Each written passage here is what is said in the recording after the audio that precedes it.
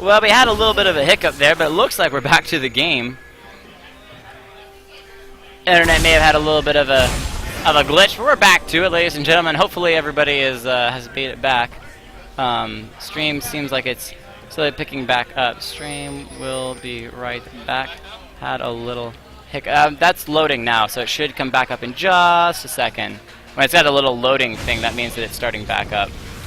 Hopefully, but you could try refreshing it. Minimize, refresh.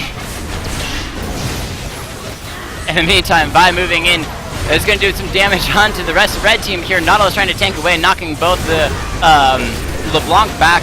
Soraka moving in, trying to keep people healed as much as possible. That's going to be Ashe going down. Great engaged by Vi, and Olaf just moving directly in on the Ashe. The Nautilus should be going down here in just a second. Olaf, nope, Vi picking up that one. Vigar, however, did find the LeBlanc and chased her down, was able to get that kill as well. But that is going to be 2 kills for 1. 4 members of blue team now moving in this top lane. Shen, no, that was 3. Yeah, 3 kills. Shen and Vigar, the only 2 left. The blue team decides to back off from that one. Play it safe. Don't want to engage too hard onto the turret. We are back. Yes. Everyone in the chat spam Kappa. All the Kappa all day long. So blue team, realizing there's only 2 members of red team up, decide to engage on the Baron. Will they take the Baron down? Shen is just around the corner. May look to try to steal it away. He doesn't have the smite, but he does have some good damage. Can he get this Baron away? They do have the ward on it, so they can see that this is happening. Ashe headed out here as well. Vigar moving towards it, but I don't think they'll get there in time. Shen tries to... Nope, Olaf does take it. Shen now stuck over the wall. Can he get out in time? Does he have a dash up? Smites away if it actually flashes the wall, just to make sure that he stays safe there. Vi looking to possibly charge and does not go in. Oh, but Vigar just now poking away on the Soraka. And Vi's gonna... Or, sorry, Vigar's gonna go down as well. Looks like we have another internet issue. Auto attacks for days.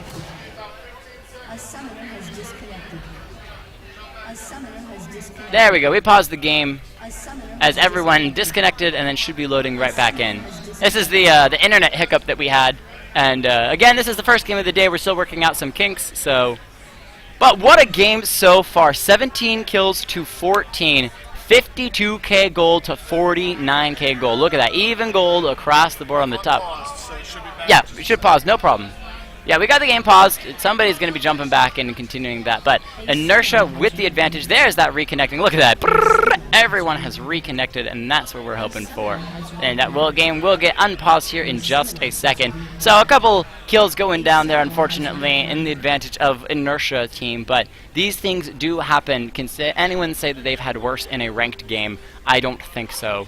So, or any better in a ranked game. So I just got championship skin Riven from here, and it's legit deleted link. No one needs that link. Everyone's got the Riven skin already. It's fine. It is just fine. So, teams so far. Blue team, with that advantage, they are continuing to slowly move in. They have that even playing field. They have the AD carries, they have the support for the heals, and they have the tanks. They have everything that they need to play well. They've got a super tanky Olaf with the Thornmail as well as a Spirit Visage, and on top of that has some damage with the Black Cleaver, so he's taking kills down himself.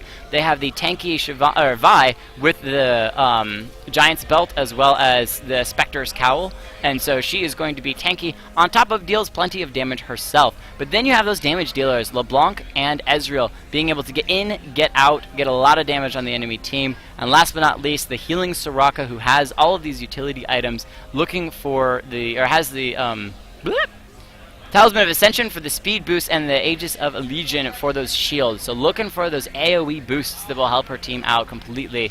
On the other team, things have not worked out super well for them, not in the way that they at least wanted. They wanted those carries to get super fed, and they are getting fed, but it might be a little bit too late into the game. Vigar finally has 7 kills on him, has both the Rabadon's Death Cap as well as the Void Staff, so he's going to be doing good damage, but it might be a little bit too little, a little bit too late. Fortunately for him, a lot of the enemy team is focusing on the AD side of things, that Thornmail and the Chainmail from Vi. You're going to make sure that they are not being hurt by Ashe, which gives him a little bit of the opportunity to do some good damage to them. but that shield from the AoE shield from Soraka is going to make it difficult as well. Ashe, on the other hand, 4-4-5, has been done mediocrely, but not quite as fed as they would like. And you can see with the scores of the rest of the team, 1 kill on Shen, 2 kills on Shyvana, 0 kills on Nautilus. Again, they were looking for that 3-man tank, absorb all of the damage and CC away on the enemy team, and allow the Ashe and Veigar to be peeled for, and just deal all the damage that they need. So, who dis is? I don't know where Seed is posted in a while, but Seed999, who dis is? That lag attack. Somebody else is DDoSing us. I'm not worried about it. We should be back. Yeah, Froggen DDoSed us. Froggen jealous of all these slick plays. That's what's going on. And we are unpaused. Back into the game. Ashe going to be caught out here looking for a chance to escape. No, instantly going to go down. Ezreal picking up that one. And now Shyvana as well on the run. Can she escape from this one? I don't believe so. Dodging into the bush just to try to avoid some of that damage. Going to bring back into the bush, but going to go down as well. When you have a Ezreal and you have a Olaf, you are going to have a hard time escaping. Mostly that Olaf with all of those undertows. There's the ultimate from Ezreal as well. Going to clear minions in the mid lane. Make sure that lane doesn't get pushed too much. Unfortunately, didn't hit the bottom lane as well. That would have been nice, but bottom lane is going to slowly push in red team's favor, but they don't have anyone there to add to it and or potentially get the tower. So Baron is on blue team's side. They have that massive advantage, and they are going to want to make great use of it, and they are in the mid lane looking for that tower. Olaf pushing that top lane. However, he can get to mid lane very quickly if he wants with that Ghost. Ghost is down at the moment, but will be up in not too long. There's that AoE stun from Veigar, making sure the enemy team can't move in. That is a very, very nice siege tactic by Veigar, because it's very hard to move into the tower when you're just going to continue to get stunned over and over again as you continue to try to push in. Nautilus, both a little bit tanky up here and not the most... very good for team fights, but not in this particular circumstance. So the stun not going down into Olaf. Is he going to run into it? He does have his ultimate available, and he walks right through it with that ultimate, chasing back in, but decides, you know what, I'm just going to leave. I got the tower. That's what I was after. Blue team now moving in, only realizing there's only 3 members strong here in the mid lane. Ezreal off getting the blue buff, looking for that extra damage. So he did pick that up and now headed towards the bottom lane just to make sure that the blue wave is pushing now in in blue team's favor. Kali maybe continue to chill in the mid lane, just trying to deal as much damage as possible. Maybe a little bit far, but the blue team did back off from that one. Dragon up now, and just right now came up. So red team, unless they head there immediately, blue team has plenty of damage. They're going to take this dragon down, no time whatsoever. And that's going to be a 3rd dragon going over. And now blue team has the advantage on the dragon. So the risk-reward system that red team decided to play out with their champions is not paying off for them in the long run. Worked out early game pretty well because they had those 3 tanks. They didn't take all that much damage. But now as the game gets later and later, that tanking is just not quite enough. They need to have a little bit more damage. It's great to tank away the enemy's health, but tank away the enemy's damage, but if you're not killing them, then it's not being too useful. Veigar coming from the sideline trying to finish off Soraka. Ults as well, but no, she ults just in time, and that Soraka with the massive heal is going to be able to get out of that one. Ignite ticking away on her, but she lives, and that's what counts. So now blue team has that 3rd dragon speed boost. Going to be moving around the map a little bit faster. Red team trying to keep this bottom wave pushed out, but also defend the mid lane. Blue team definitely looks like they are staying aggressive on the mid lane. They want to make sure that the first tower that goes down for the inhibitor is this mid turret. Will they get it though? Wave pushing in the top lane, red team's favor. So this is kind of the midpoint of the game where both teams are playing the outside, wanting the waves to push in their favor, but also staying focused on the mid lane. It's very easy to get from an outside lane to the mid lane faster than moving across the entire map. Looking for this advantage on Ezreal. He's kind of out on his own there. Somebody's with him at the moment, and that would be not Soraka. Olaf chilling with him. There we go. Just switched over to them. So Olaf chilling with Ezreal. They're going to get all that farm in the top lane. Put those on the 2 most fed champions you have, and things are going to be good. If you can get your fed champions fed even more, that's going to help your team out a lot. However, if they go down, that could be really bad because then your really strong champions are down. However, the nice thing is for blue team that they've kind of got a little bit of even kills across the map. So Ezreal now, is he going to get stunned? Taunted, immediately stunned afterwards. Pulled in by Nautilus as well. He's going to go down, too much CC. And now Olaf's just going to run away from all the CC. The rest of the team's chasing in. Soraka are going to lay down one of those snares. And the rest of red team decides to back off. Ashe and Nautilus glowing a little bit there as the item gets finished off. And now moving towards the mid lane. Olaf going to be clearing off this mid lane.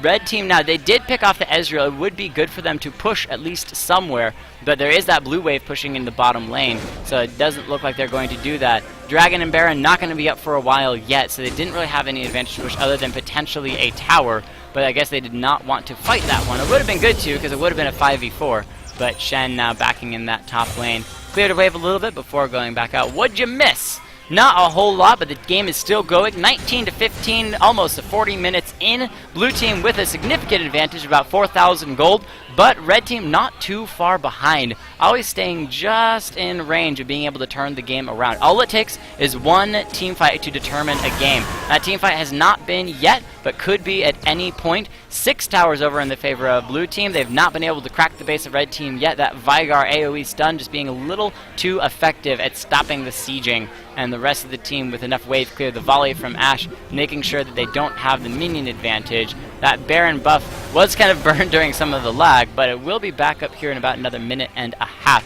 Both teams with a couple of wards around, but nothing too fancy. Just trying to keep it safe. Ooh, Ashe taking a little bit of damage from the undertow of Olaf. Jug, because Brolaf throwing those axes around. Space Nautilus throwing out a little bit of AoE damage. Just saying, hey, I'm here checking it out. So we've got 4v5 here at the moment with a LeBlanc headed towards the bottom lane just to clear it and make sure they have at least one wave of minions pushing in their favor. It's very hard to tell what the top lane is doing at the moment. They're pretty even. We have yet to see which minion wave will come out the victor up there. But in the mid lane, that Vi is very, very tanky, pushing 3,500 health. Going to be very hard to kill, but so is the Shen on the enemy team. Olaf pushing 4,000 health himself. So both teams just poking around here, just hanging out, saying, hey, we're just going to clear some minions here. Really, they're looking for the other team to make a mistake. That's the key, is that they're waiting for somebody to step out of line. They're waiting for somebody to get caught out. Ashe might be able to get caught out here. She's actually kind of by herself at the moment. Calling maybe play it, stay a little safe. Baron buff going to be up in 20 seconds here, so blue team decides they are going to back to go and grab that. Sweeper's going down to clear the wards on the way. Is red team going to walk into this trap or not? It's very hard to tell. They put down a sweeper. They know that red team doesn't have the vision on that. However, red team coming around the side, they just warded Baron, so they know the blue team's not at Baron. But the rest of blue team chilling here in this bush. They're playing it secret. Who's going to walk in? Shyvana just around the corner. Olaf playing circles. Baron is up. Red team backing off a little bit. They're very, very shy. They don't want to push too hard. They know that there's that wave pushing in the mid lane. Blue team chilling here. The trap is set.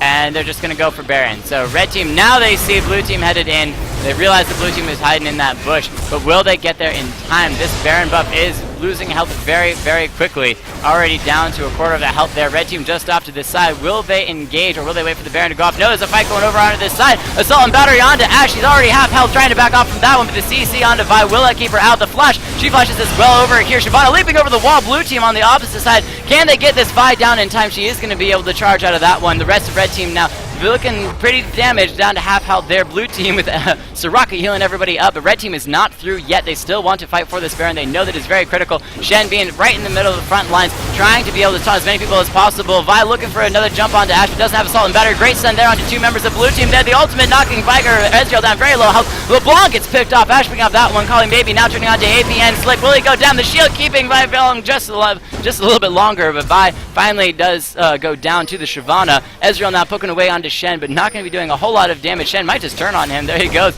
Oh, taunts in the wrong direction. A great jump from Ezreal there, but Ashe off to the side. Nautilus flashes the wall just with the last anchor smashed to the face to finish him off. But red team too low health to get the Baron. Nautilus wants to push the bottom turret. Will he be able to have the backup for that one? Shyvana and Veigar headed down to help him out. They know the only person alive on blue team is going to be the Olaf and Soraka. Olaf could defend pretty well. However, they're still going to push it anyway, just trying to get this turret down. They want to break open blue team's space. They want to get an inhibitor off, moving out to Ashe with the shield from Shen. He's moving in there, teleporting in. A great play there. Doesn't get the taunt onto him. Soraka here now to heal him up. And Olaf does finish off Shyvana thanks to the help of the tower as well. They were fighting him a little bit too long underneath, but they got that turret down. And now Shen has an opportunity to take down an inhibitor from behind the base and then teleport away. Or with blue buff just came up and Ashe says, you know what? I want this blue buff. I'll take it.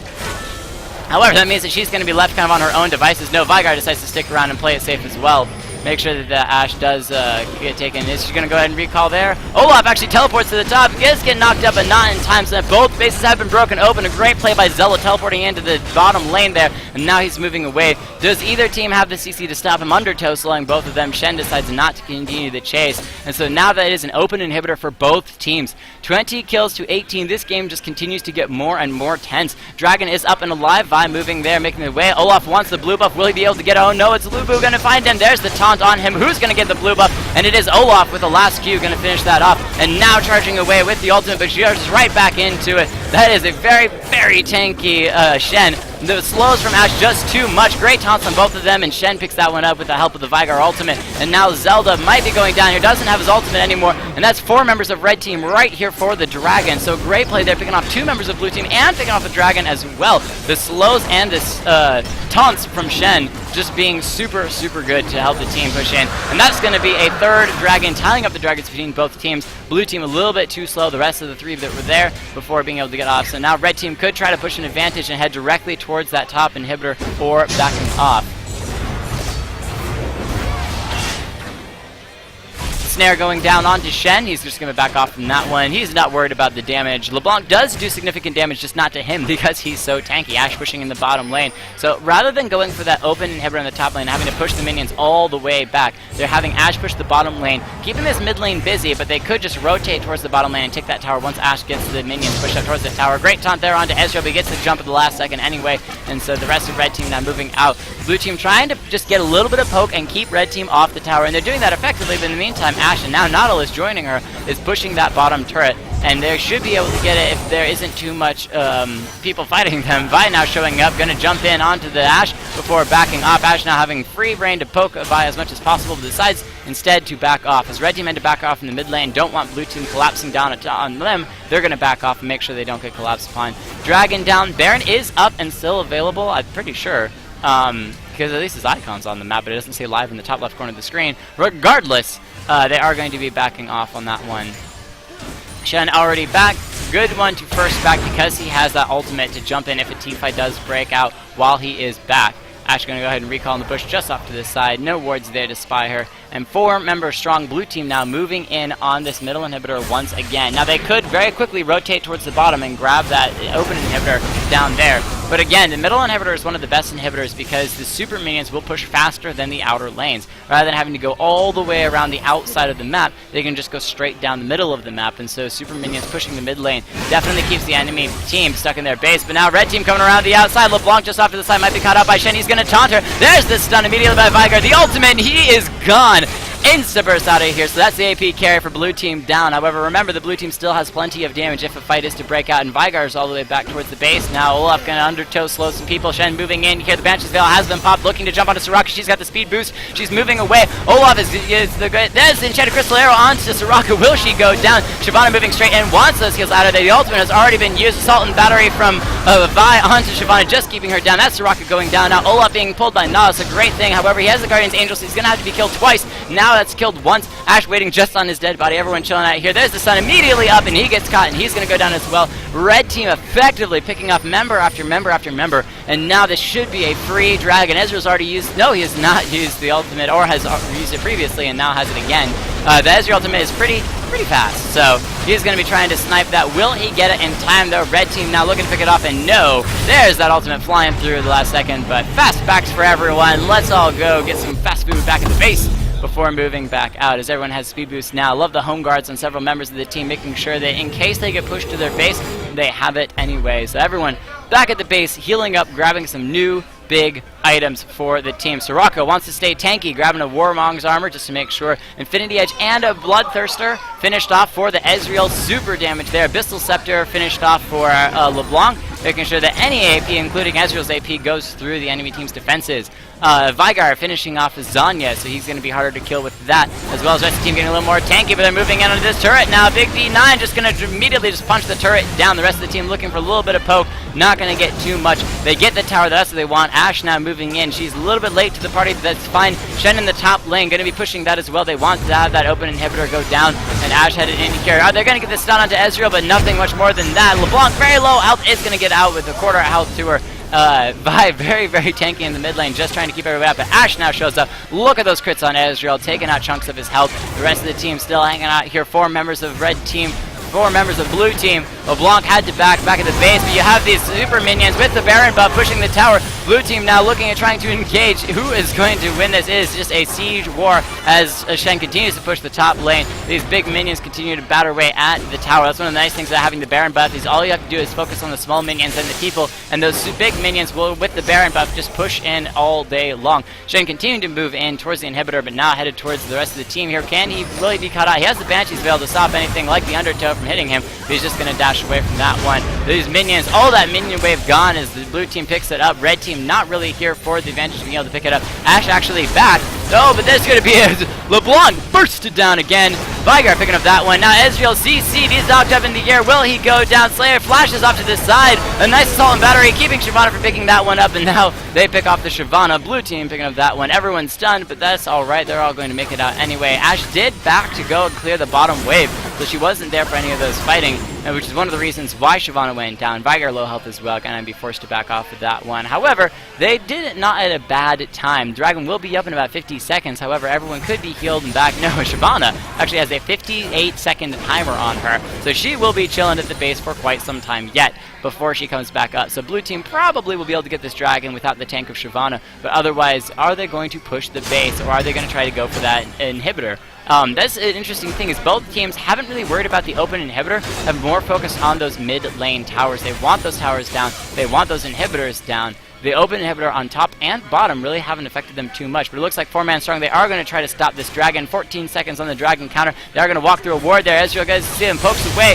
Who is going to? Shen actually dash, doesn't hit anybody, and now there's going to be a little bit of a snare there onto Nautilus. The ult from Ezreal not hitting too much. Ashe just off to the side. She's doing a lot of damage, but now she's been found out. Shady Crystal Arrow on the Olaf's face. He's not able to charge in as the charge is already gone. Soraka trying to keep people alive. Vigar just focusing on Olaf, making sure that he stays alive. The peel is real for Ashe, and she is just poking away so much damage. APN going down, and now Zera going down. Slay the last one alive, other than LeBlanca continuing to be chased. There's the speed boost. Can they get to it in time? Oh, the flash taunt from Shen, not going to land. A great last dodge from Ezreal, but a quadra kill over to the Ashe. The peel was real, and Ashe gets a beautiful quadra kill. Still potential for a pentakill if LeBlanc tries to go in and finish anybody up, and that is going to be ignored dragon. Instead, straight on this tower. With 3 tanks strong, you can take this tower all day long. A great taunt there onto LeBlanc. Is actually even going to worry about it? No, just focus on the inhibitor. They want to finish this game off, so that's going to be the middle inhibitor going down, rotating towards the top inhibitor. They are going to indeed. No reason to go for those when they have a Nexus turrets, when they have an open top inhibitor, and they're waiting for minions to show up. And now that they've got the minions here, they can take out this, and this might be the end of the game. LeBlanc leaping in. That's going to be 1 Nexus turret down, a 2nd Nexus turret down, and now all they have to do is take out the base, but a nice taunt to LeBlanc, just walking away with almost no help, but instead that's the game over to Best Friend Sword with a beautiful, beautiful final finish. Oh my goodness, what a game. The 4 versus 5 dragon fight that ended massively in their favor. Burn the Olaf ultimate, burn the Shyvana ultimate, or not the Shyvana, the Vi ultimate, stop everybody from getting onto the Ashe, and that is the game. Fantastic job from both teams there, as Best Friend Sword does come to the winning winner there. So, thank you all for watching. We'll be right back with the next game.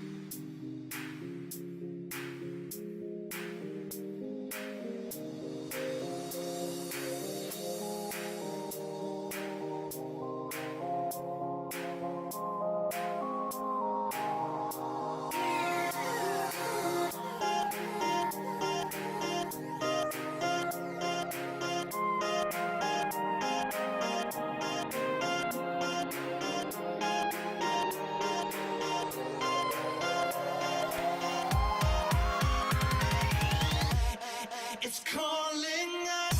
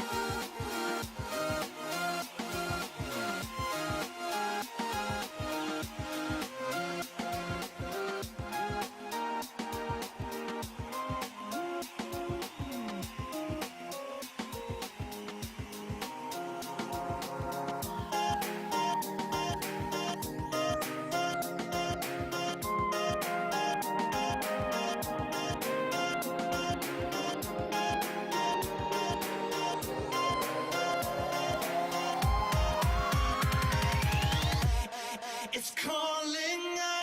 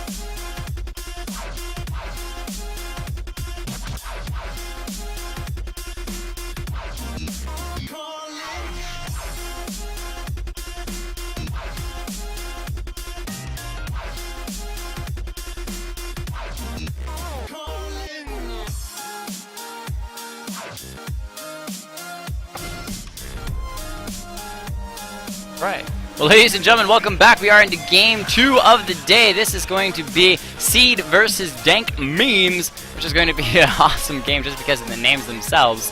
I'm just going to run through a couple of the players' names real fast just to familiarize myself with them. We've got Jungle or Support on blue team for Team Dank Memes. We've got iNerdgasm, XX Hunting Wolf XX, Nave, Findale1625. And then over on Seed, we've got VT Vash, we've got Bob Ligwity, Seed999, Nick Zick, and Mr. Snow Fox. Just going to run through some of those.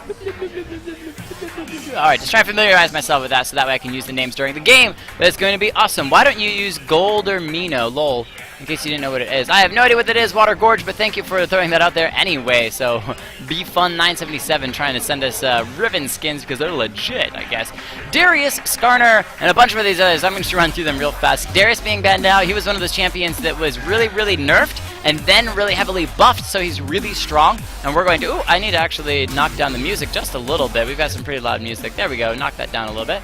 There we go. Darius, Garen, and Azir. Azir is extremely strong because he has those little sand troopers that are able to, sand soldiers that are able to not be hit. You cannot target a sand soldier, and so it's very difficult to deal damage to them, as well as his ultimate is really, really useful for moving the enemy team around, whether into a fight that they want or out of a fight that they don't want. Again, Skarner, no surprise there. Shyvana, you saw her power in that last game. She was on the winning team, being able to leap into the enemy team, super tanky, AoE damage, and being able to reposition people. Just a combination of CC and damage and tank that they do not want. And Tahm Kench, what a very interesting champion that people still don't know what to do with them. He can eat people and spit them back out. There's just a lot. Shout out to VT Vash for being the leader of Team Seed. We've got his girlfriend playing, so that's a lot of Seed supporters at them, or yell at him, whatever works for you. So Jim as well. Hey, Jim. So a lot of Seed supporters right now, and I'm loving it. I'm actually going to go ahead and really silence this music because we got the League music in the background, and that's what we want to hear is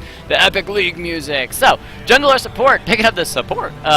Leona, I don't think that's going to be the actual first pick, but definitely going to have that in the background anyway because picking up the support is always a safe first option, and then seeing what the enemy picks in response following from there. Same way over here on Seed, they're grabbing the potential Thresh. I don't think that's going to be Ignite on Thresh. It may be. Some people like to go very damage-heavy Thresh, but if not, don't worry about it. Not going to be too much of a problem. So, VT Vash taking his time, making sure that he talks to his whole team, figures out what he wants to pick up. So in the last game, we saw a very even spread for the blue team as to what their champions were. They had a tanky damage bruiser in the top lane, a tanky jungler, AP mid lane, AD carry in the bottom lane, and a healing super support bottom lane. Very, very simple. But the team that actually won had a little bit more of a risky team. That 3 tank and 2 carry team composition. Protect your carry. The peel was real for that Ashe at the last team fight, and that's what won them the game. So we'll see if either of these teams try to do something a little special and crazy to it. So it is going to be VT Vash grabbing the Vayne. It could be a Vayne top lane. It could be a Vayne in the bottom AD carry role. Vayne's actually one of those champions that does well in a lot of different positions depending on who she's against. Probably not the top lane simply because she can be very easily counterpicked, but it doesn't hurt to have her there anyway. So picking up just a very safe champion on that one. Draven, the master of the flying axes, might be picked up for AD carry in the bottom lane. Very, very, very strong champion in combination with Leona. They have the burst for days. Leona leaps in, does the stunning damage that she can do, and basically it just stuns somebody long enough for Draven just to stand there and chuck as many axes at them all day long as he wants. Used to run that combination all the time myself, being Leona. And Draven is very, very aggressive. Leona is also extremely aggressive. She is all aggressive, leaping into just ridiculous situations, and if you can get Leona tanky enough to deal any or to take any damage from the enemy team, Draven's going to follow her right through and just leave a path of bodies in his wake. XX hunting Wolf XX, taking a Maokai for the top lane more than likely with that teleport. Could be jungle, we'll see. Maokai is one of those champions that is very, very versatile. He has a little bit of vision when he throws out those saplings, has a little bit of snare when he sleeps on somebody, but his ultimate's the biggest key there, and it is an extremely safe place to be on top of it deals damage once everyone's spells are over with. He's just a very hard champion to really kill when he has the ultimate going. So, very good champion. You saw him played a lot in the LCS Championship Season 4. It was one of the top picked champions for the jungle. We'll see if he goes jungle or top lane here, because with those seedlings, he can farm fairly well as with the ground slam for Q that he has. Going to be able to do quite alright there. On the other team, we see Seed picking up Seed 999, picking up the Pantheon for probably going to be trading the Thresh, and it's going to be Pantheon in the jungle. I'm thinking maybe. Yeah, it should be Pantheon in the jungle. Might be a Pantheon mid lane. It might be, you never know. People taking characters different lanes. A lot of vagueness over here for Team Seed. Very hard to tell who's going where at this point. More than likely a Shen for the top lane, being able to jump in. Again, you want him, as we saw in that last game, to be able to get around the map, get to the places that he wants to get to, can teleport into a team fight, or can teleport to a tower to push the minions if he needs to. So, a lot of vagueness on this team. You've seen Pantheons go mid lane before. Pantheon's in the jungle, Pantheon's in the top lane, which I'm kind of like. Shen in the jungle is a very real thing. Back on Dank Memes, we've got Findale1625 with the Annie, more than likely for the mid lane. Annie is just so strong right now as an AP carry. When she nukes you, you are gone. It doesn't matter how much magic resistance you have, as well as has all those buffs to the Tibbers, the teddy bear, and being able to shield him, get some speed boosts on top of it, just so much. Dank Memes are so 2010. I'm at DragonCon, but wanted everyone to know that I personally want Dank Memes to win. Would have yelled it out, but doubt you would hear me from the hallway. Well, Red Adams letting everybody know that Dank Memes is for the win in his opinion. So if you want to shout it out as well, feel free to jump on to twitch.tv/DC LAN Gaming. That's where we're streaming from. You can jump onto the stream as well and join us and shout out what you think is going to win or what person you want to do the best yet. So, last but not least, we've got Nave picking up the Lee Sin for the jungle. Lee Sin, a very versatile champion. He can leap in or out of situations, as well as that kick does excellent damage. Dragon's Rage to the mouth, as a friend used to say, and can reposition enemy champions. He uses it so much for defense, as well as leaping into a ward that he puts down and using it offensively to kick somebody back into the team. And the last pick over here for Team Seed is going to be a Swain. We do not see Swains, at least I don't see Swains very regularly. Swain is a very strong champion if played right.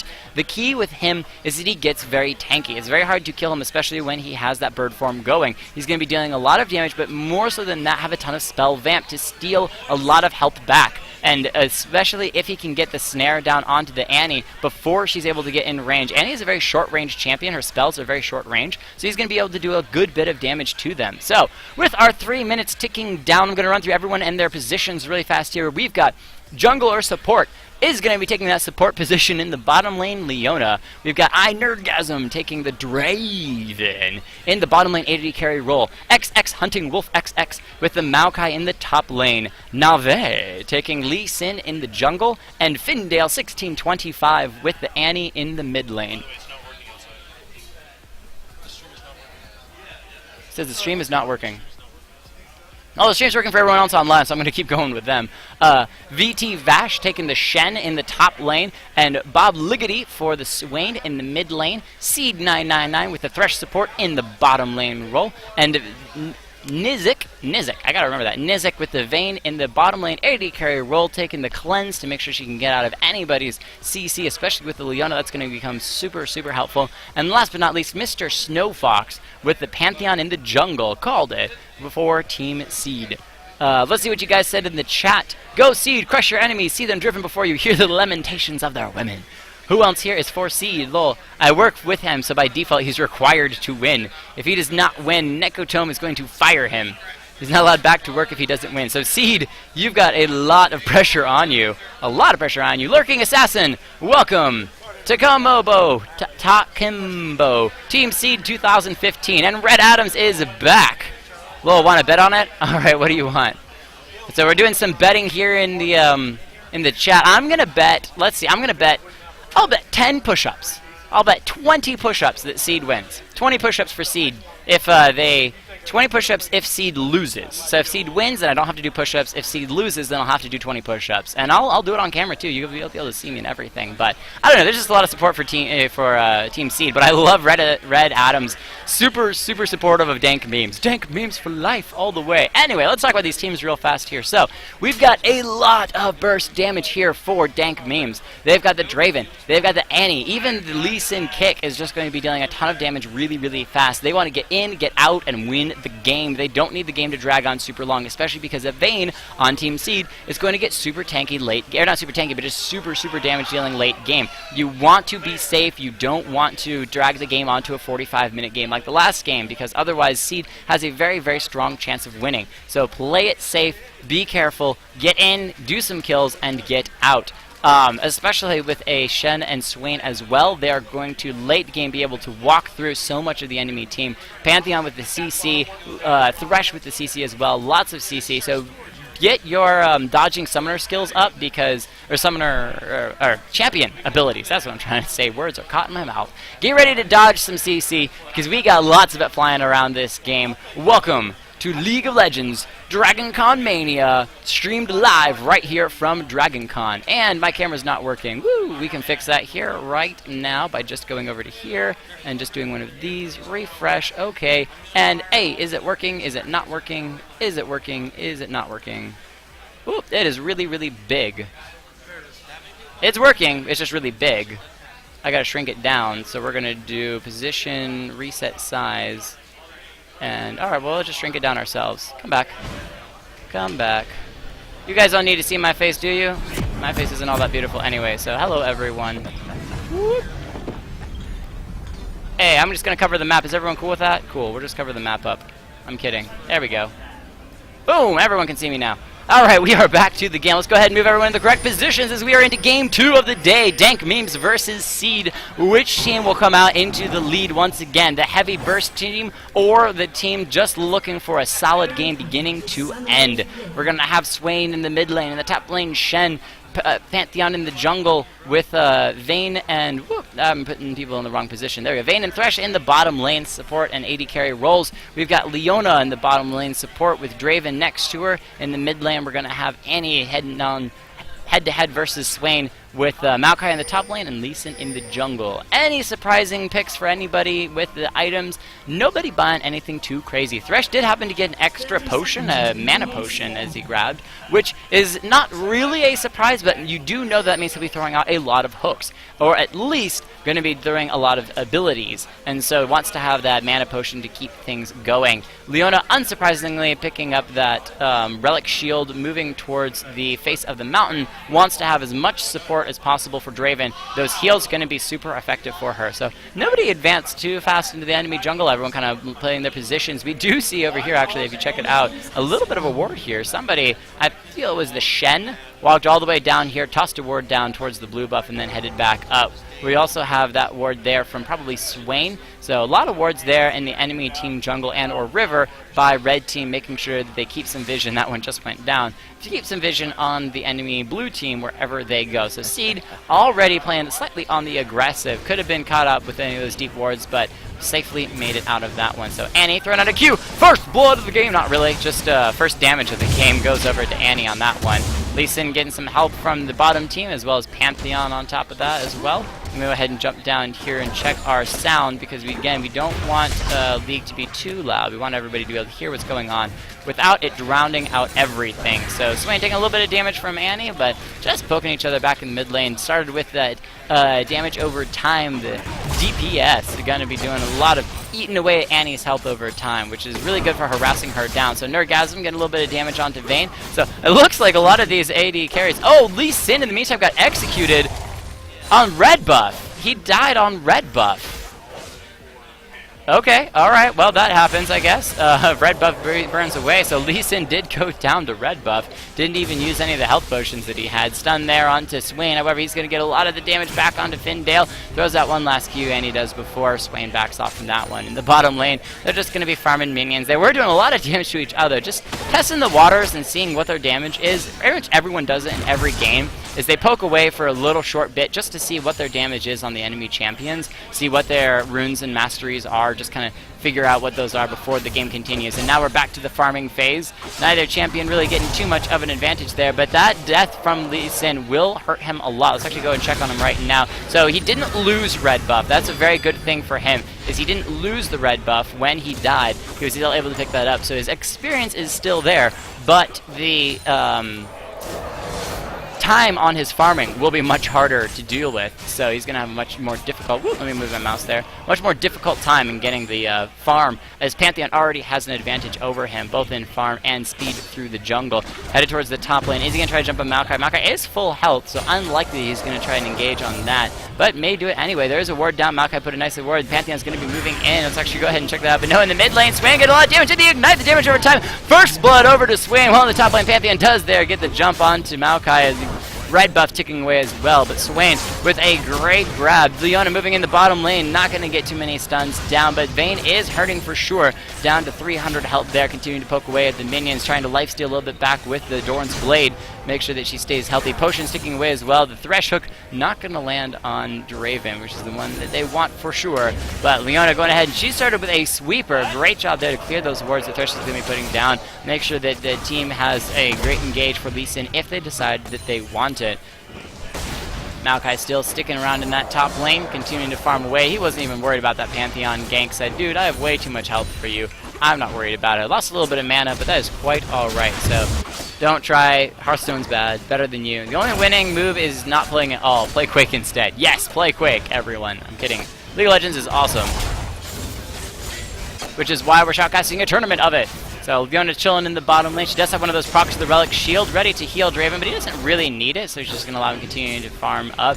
Swain did back in the mid lane, picking up a blasting wand to start off with. Didn't get the snare onto Annie. He's going to take a lot of damage back from that, down to half health there, but so is Annie. That damage over time just so strong. A lot of ability power start for Swain, so he's not going to have so much tank towards the mid to late game, at least at the beginning of the game.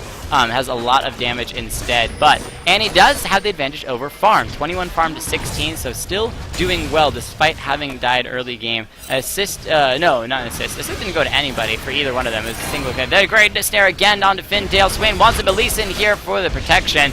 Oh, is he going to dive the tower? I really hope so. It doesn't look like he will, though, so Swain will be alright for the moment. Camera bouncing around between the top and bottom as the damage goes back and forth. Juggalo support being hooked by Thresh. Not going to dive in on that one. Sweeping. Basically, that hook stopped her from taking and clearing the ward. The sweeper not back up for a couple of seconds here, so she was unable to get the ward down. We'll get it down in a little bit now. And that way, it's much harder to tell where Leona is in that bush, so Thresh can't throw any hooks. If she's right at the front of the bush, you know that you can throw hooks and land them on her. If she's towards the back of the bush, then there's no reason to waste those hooks. However, if you can't see her at all, that makes it very difficult, and Lee Sin could sneak around behind and into those bushes from the back line, and you never know when there's a Lee Sin hiding in a bush, just like you never know when there's a Teemo. There's a Teemo in every game, you just have to find him, so I beat you like 10 times, you beat me like once. Go League, Dota is better though, but Go League all the same. Dota, League, it's all the same game. Leona gets hooked once again, pulled back just a little bit. Thresh not interested in doing that. There's that sneaking in that I thought, but they are going to see Lee Sin if he enters the second bush because they have that ward down. I don't think Leona knows that she was unable to clear it, and so they might just allow Red Team to push out here. Nave could just hang out here until they get a really good engage. Vayna is pushing forward. Leona going to go in, stun the Thresh. Is anyone else going to make it up in time? Draven getting a little bit of damage. He is so low health. The Ignite down, the Smite down as well. No, he is not ignited. He's going to be able to make his way out of that one. So a great engage, but not quite enough. And he getting a little bit of damage down to Bogdiggity. He is level 6, so he could try to engage in that one. No, he's just going to heal off of minions. Heal himself back up, which is going to make Annie's life a little bit more difficult. If she cannot burst him down before he gets that healing going, then it's going to be very, very hard to take him down. However, the lack of mana is going to be his main enemy on that one. So VT Vash in the top lane, a little bit of damage onto Maokai, just going back and forth. These brawlers in the top lane doing what they do best. Shen is coming out in advantage there by about 10 farms, so he is leading. Very good farm there from him against the Maokai. Maokai does struggle early on to time his hits, really, on these minions, especially if he tries to do any AoE stuff. It can really mess up how he's hitting. He's missing so much farm. It's so painful to watch. Last hit, bro. Last hit. You can do it. When you got the super intensity of this game, there you go. Just use an ability. That's how we play League of Legends. When you got the intense, like, it's the one thing just to play League of Legends. It's another to do it when you're being shoutcasted in a room full of a bunch of other people with a tournament on the line. You have so many intense nerves going. You're just sometimes shaking with it. So, why is Parsh playing Shen? Oh, a flash ignite here. Lee Sin coming in as well. Is he gonna get the kick down? No, the flash from Swain might keep him alive along. A nice snare onto Nave, and I thought the tower shot was going to be on Lee Sin for a second there, but no! He makes it out, and Swain lives. A little bit of health, but that was a lot of Summoner's Burn. That was a flash and an ignite from Annie, both burned onto Swain, so next time he comes back into lane, he knows that he can play fairly safe and just fine. Did burn his flash as well, but he still has ignite up, so if he can get a good snare onto Annie, then he might be able to kill her without a problem. Ooh, that face! That face! VT Fash still hanging out in the top lane. Again, 10 farm above this Maokai. Not really worried too much, so just going to continue to farm up until he hits those higher levels. Once he hits those higher levels and can back and start to get some serious items, then he can start engaging on other attacks between the lane. Draven's axe is flying ridiculously far as he times them really, really well to bounce off of Vayne, head all the way back towards his tower. There is a ward there from red team that was just placed in the tri-bush. Draven may go and clear it, and might be the owner that goes and clears it. I'm pretty sure. No, yeah, there is a pink ward in that bush. Yeah, so blue team sees that ward there. Hey, they know Lee Sin wants it cleared so that they don't know that he's coming around. Now Leona, nope, she wants this minion. There she goes, clears the minion, and now heads to go clear the ward. But Thresh and Vayne know that she's going to be there. There's a second ward just off to the side. Vayne put down, make sure that they keep as much vision as possible. But she can see it. She's gonna, oh no, she just swept it. Okay, so double wards down for her. Draven going ahead and poking while she's gone. Swain in the meantime poking away. Gonna get the snare down onto Annie. Just deal a little bit extra damage. Down to a quarter health. She's throwing out more Qs, but it's not doing a whole lot. He started with the health and mana crystal now, so he's looking on building that catalyst to make sure he doesn't have any mana problems late game. Lee Sin with that ward clearing vision. Gonna take out another ward. Make sure that red team doesn't have any wards. That Sight Stone by Thresh gonna help a lot. However, this is going to be cleared so often by this blue team in the bottom lane, it's going to make his life a little bit difficult. Swain instantly stunned there by Annie. She's going in. There's the Shen teleport. Lee Sin kicking him off to the side. He's got the heal, but no, instantly going down. Shen immediately turning back. So finally, they get the Swain down. A combination of a great ultimate from Annie as well as that flying kick in from Lee Sin. He followed it up this time and finished off the Swain. So a great kill there going up to him. I like his start with 3 long swords. He said, you know what, I need damage bad. Let me just buy all the damage in the game. I'm just going to buy long swords for days. I nerdgasm clearing a couple more minions down here. Minion farm over in his advantage, but Pantheon's leaping in now. Will he be able to get there in time? Teleport from red team on the top lane too. It is a huge red team invade in the bottom lane. Leona now taunted in as well. The Draven ultimate not being able to finish anybody off, and Vayne picks up the kill on Leona. And now there are 4 members of red team down here. Swain headed back as well. This could be Dragon. All of the movement down here towards the bottom lane means that they're going to be able to start this Dragon. However, blue team's not going to get it up so easily. Draven and Lee Sin are both hanging around just around the corner. They don't have any wards directly on the Dragon, but they do have him just off to the side. Now Lee Sin gets that vision. Is he going to go in? Nope, it's going to be a little bit late. He might try to flash the wall. He does have flash available. Lee Sin steals it with a Q! All Lee Sin did was Q it, and he stole the Dragon away from the enemy team. A huge advantage for blue team as he grabs the Dragon across the wall. No need to get in danger. I'm just going to Q it from across the distance. What a play. 1 kill to 2. Dragon, that put blue team back dead even with red team. That was amazing. I was not expecting that.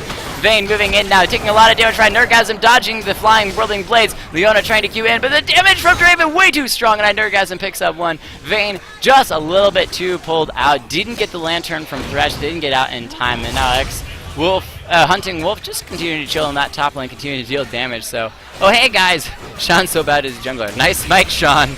Nice smite, Sean. Sean being called out there, but regardless, it was still an unexpected Q that was beautifully done. In that top lane, VT Vash, I mean, he's Shen. He's just going to continue to tank up. He's got a Spirit Visage now to deal with some of the ability power from Maokai. He's going to continue to heal himself. Nice taunt onto Maokai. Maokai just punching him away. It's really just a tank brawler in the top lane. Everyone dealing a little bit of damage and nobody getting too much of anywhere. Nice damage onto Findale. He's going to get away from that one. Swain doesn't even worry about snaring. Now he's going to snare. Turn into bird form. The stun down. It timbers down. Who's going to win this one? Ignite down on both. He's trying to heal off of minions, and he does. Whew, close one there, but Swain did come out slightly in the advantage. All of the damage, both Ignites going down. But Lee Sin's here to finish him off and finishes him with a flying kick midair to the back. Bird form or not, you're going down, and finishes him off. There's the sapling chasing down Shen. Shen says, I got a shield for that, don't worry. But he is slowly getting harassed down. 71 farmer, 74. Maokai staying at least parred up on the farm. And now Shen is going to back again. Catalyst's already finished for Maokai. Catalyst finished for Swain as well. Pantheon here just to defend this tower. Grab a little bit extra farm. 285 crit there. Pretty cool for Pantheon. Gotta love it when crits show up. Oh, time your attack. There we go. Now he's doing it. Beautiful use of abilities to knock those minions down and make sure that you can kill every single one of them. So sometimes it's really hard to guesstimate your damage when it comes to clearing minions for the farm. Maokai proxy farming behind the wall says, you know what, I'm not even worried about Shen. I can deal with him any day of the week. He has plenty of health and plenty of stamina, but now he's trying to run away from Pantheon. Will he be able to get out? He's taking a lot of damage. There's the smite as well. All Pantheon has to do is jump one more time. Shen just around the corner. Nope, they're going to allow him to walk away from that one. Thresh knows there's pink ward in there. Going to go ahead and clear it. These two are still sticking on this mid lane turret. Leona came up. Draven helping out as well. They already got the bottom turret, but now Pantheon ult coming in. Is he going to jump on Leona? He is going to deal a little bit of damage. There's the spears being tossed. And oh, video loading. Okay, something happened to the stream, but he's back, so I will go 1 year, make all the costumes, and play with all of them. Yes! Come, Domo the Max, come and welcome to DragonCon cosplay. Bring a League of Legends character. Just play Pool Party Leona. You'll be awesome. That's fine. Everyone loves Pool Party Leona. Vayne grabbing the lantern, moving back there. Vtash in the top lane, continuing just to poke away. So Nick Z doing well with 99 farm, but it's going to be Nerdgasm on the Draven doing so much better. Already finishes Infinity Edge, 120 farm pretty much. Lee Sin in the top lane, kicked away. Is he going to continue to engage? He's now running. Oh no, yeah, Shen running away from that one. Besides, oh, you know what? I'm so tanky. I'm just gonna walk all the way back. So Shen is just a hard one to kill. He's so tanky, but he is losing farm. That's the key there. Maokai has 10 farm in the lead. Are they going to duel up on him? There is the tower. They have done damage to him. The tower's on both of them. Now he's taunted them. There's Lee Sin, very low health. He's going to be able to get us, and Shen flashes off to the side. The tower needs one more shot on Lee Sin, but it's not going to be able to happen. And that's a Maokai taking down the Shen. So great playing with the tower's damage. Lee Sin taking as long as possible for just getting out of the tower's range. The tower switching over to Maokai. Maokai chasing the Shen down to finish him off. So let me bite my tongue as I realize that I just said that Shen was hard to kill, and he goes down. Now it's a blue buff Swain. He's very happy with that. He is going to get stunned, but he still has that damage over time, and the Tibbers is down, but he already knows that he can beat her. Flashes in for last little bit of damage. Is he going to take her down? No. The flash keeps her alive. Swain's damage or spells are just a little bit long as well. Now trying to clear off a bunch of minions and get himself some health back before his mana runs out, and he is going to go back to his now second tier turret, as the first tier turret did go down earlier with the help of both Leona and Draven. 2 towers down, blue team picking both of those up. Red team has not gotten a single tower this game, so definitely struggling. Now 2k gold behind is just simple farming mechanics and a little bit of kills, pulling blue team in the lead by a little bit.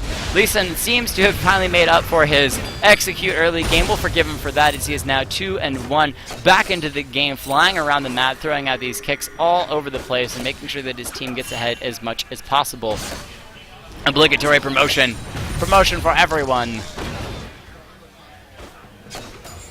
So with the strategy so far between these two teams, they're just playing it safe, rotating a little bit. But Leona and Draven are doing very, very well. They've actually pushed Thresh and Vayne out of lane several different times, which then allows them to move towards the mid lane and get that tower. If they could rotate to the top and get that tower as well, they'd be doing really good. But in the meantime, Draven is just happily free farming. 144 farm to the 117 on Vayne. Lee Sin may have been cut out here, though. That's going to be the Thresh ultimate as well. And he is going to go down. So many abilities thrown out, but Draven's damage going to continue to hurt. He's going to get snared. Nerdgasm may go down here. There's the flash of the wall from Pantheon. He's looking. The exhaust is down on Draven. Leona trying to take as much as possible, but Shen's going to find him. The flash from Vayne continuing to chase Leona down. One more shot. Last auto attack. The exhaust is there, but the tumble going to get her in range to finish her off. Draven up in 13 seconds. Red team should be able to pick up this dragon as well. Lee Sin is down, so he can't throw enough. What?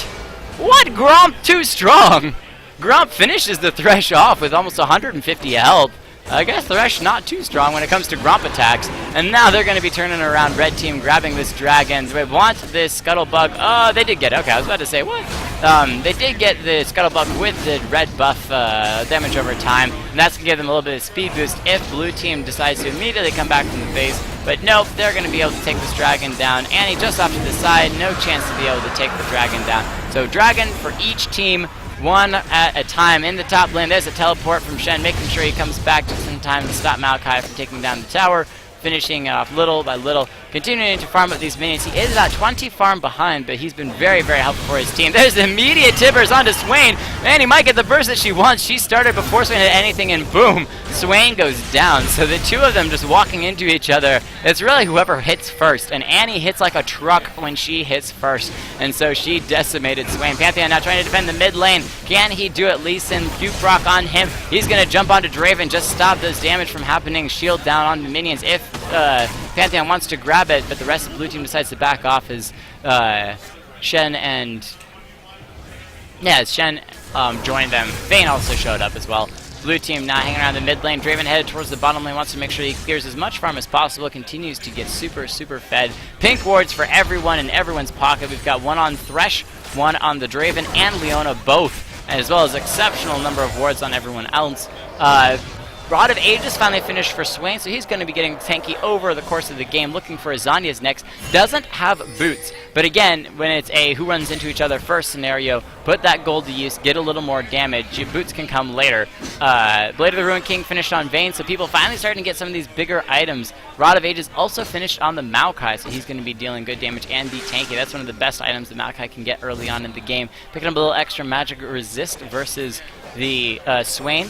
Now, Vayne will come into handy later on in the game as different characters like the Maokai or Lee Sin or Leona get tanky. But I just realized that's one of the reasons why they took Vayne against Leona. My brain is not working today. But regardless, we do have to get some of these champions fed. And Vayne, oh, she might be caught out here. Nave immediately starting things off here. Niz kick getting pulled off to the side. Kick, follow over the kick. And she's not dead yet. She was invisible. But auto-attacked the Lee Sin and went down. In the mid lane, Swain goes down again. Annie showing her power. That backpack carrying, dress wearing Tibbers just too strong. Taking him out once again. Red team now trying to grab the blue buff. Who are they going to give it over to? Looks like they're going to be Pantheon unless Leona shows up and she decides to take it. Is she going to engage? No, it looks like she's just going to check for vision, put down a ward. And that's the Leona you want. Somebody so tanky she doesn't have to worry about anybody else's damage. She can literally just walk through the enemy's jungle, put down some wards. Doesn't necessarily have to engage on the enemy team. Simply has to poke away. There simply has to just keep alive, and she's doing that just fine. There's going to be a sapling catching a little bit of vision of Pantheon. Mr. Snow Fox headed towards the mid lane, maybe looking for Findale. Nope. Looks like blue team's going to be headed towards the bottom lane here. 3 members strong pushing onto this tower. Draven's got a lot of damage with that Infinity Edge and should be able to take it down. Pantheon going to come in for an engage. Vayne here as well. He's going to leap in immediately onto jungle support. Maybe going down. Smites down as well. That's going to be Draven trying to back off for this one. Shen teleport comes in, but Pantheon does pick up Nergasm. Is he going to get taunted? He does. Both of them get taunted. Shen picking off one of them. Vayne picks off the Draven. And now moving on to Annie. She's got herself in the middle of 4 members. And now Maokai is on the run. Red team may chase it down. Vayne does have that additional move speed when she's moving towards an enemy team member. It does look like she's going to continue to chase. However, Lee Sin's here. Maokai going to engage on her. She instantly goes down. Lee Sin going in. There's the Thresh wall. The ult from Maokai is bursted. Thresh on the run, as well as Shen. Is he going to be able to get out of that one? The jump from Lee Sin to try and continue to chase. Maokai once in. He's going to snare. Going to go down, but now Swain has joined the battle. It is just a free-for-all. The snare is down. The Swain bird is going. Lee Sin maybe not have enough health for that one. He is going to go down. Pantheon chasing onto X-Hunting Wolf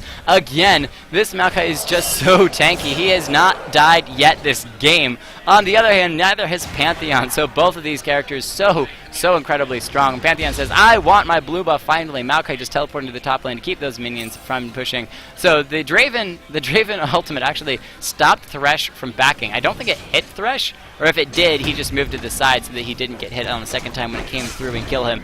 But so Thresh survived that, but Draven ultimate just flying across the map saying, hey, slow your recall. Slow your recall. XX Wolf hunting in the top lane, continuing to farm away. 126 farm to Shen's 110, so not gaining that lead all that much. He's been about 10 ahead this whole game.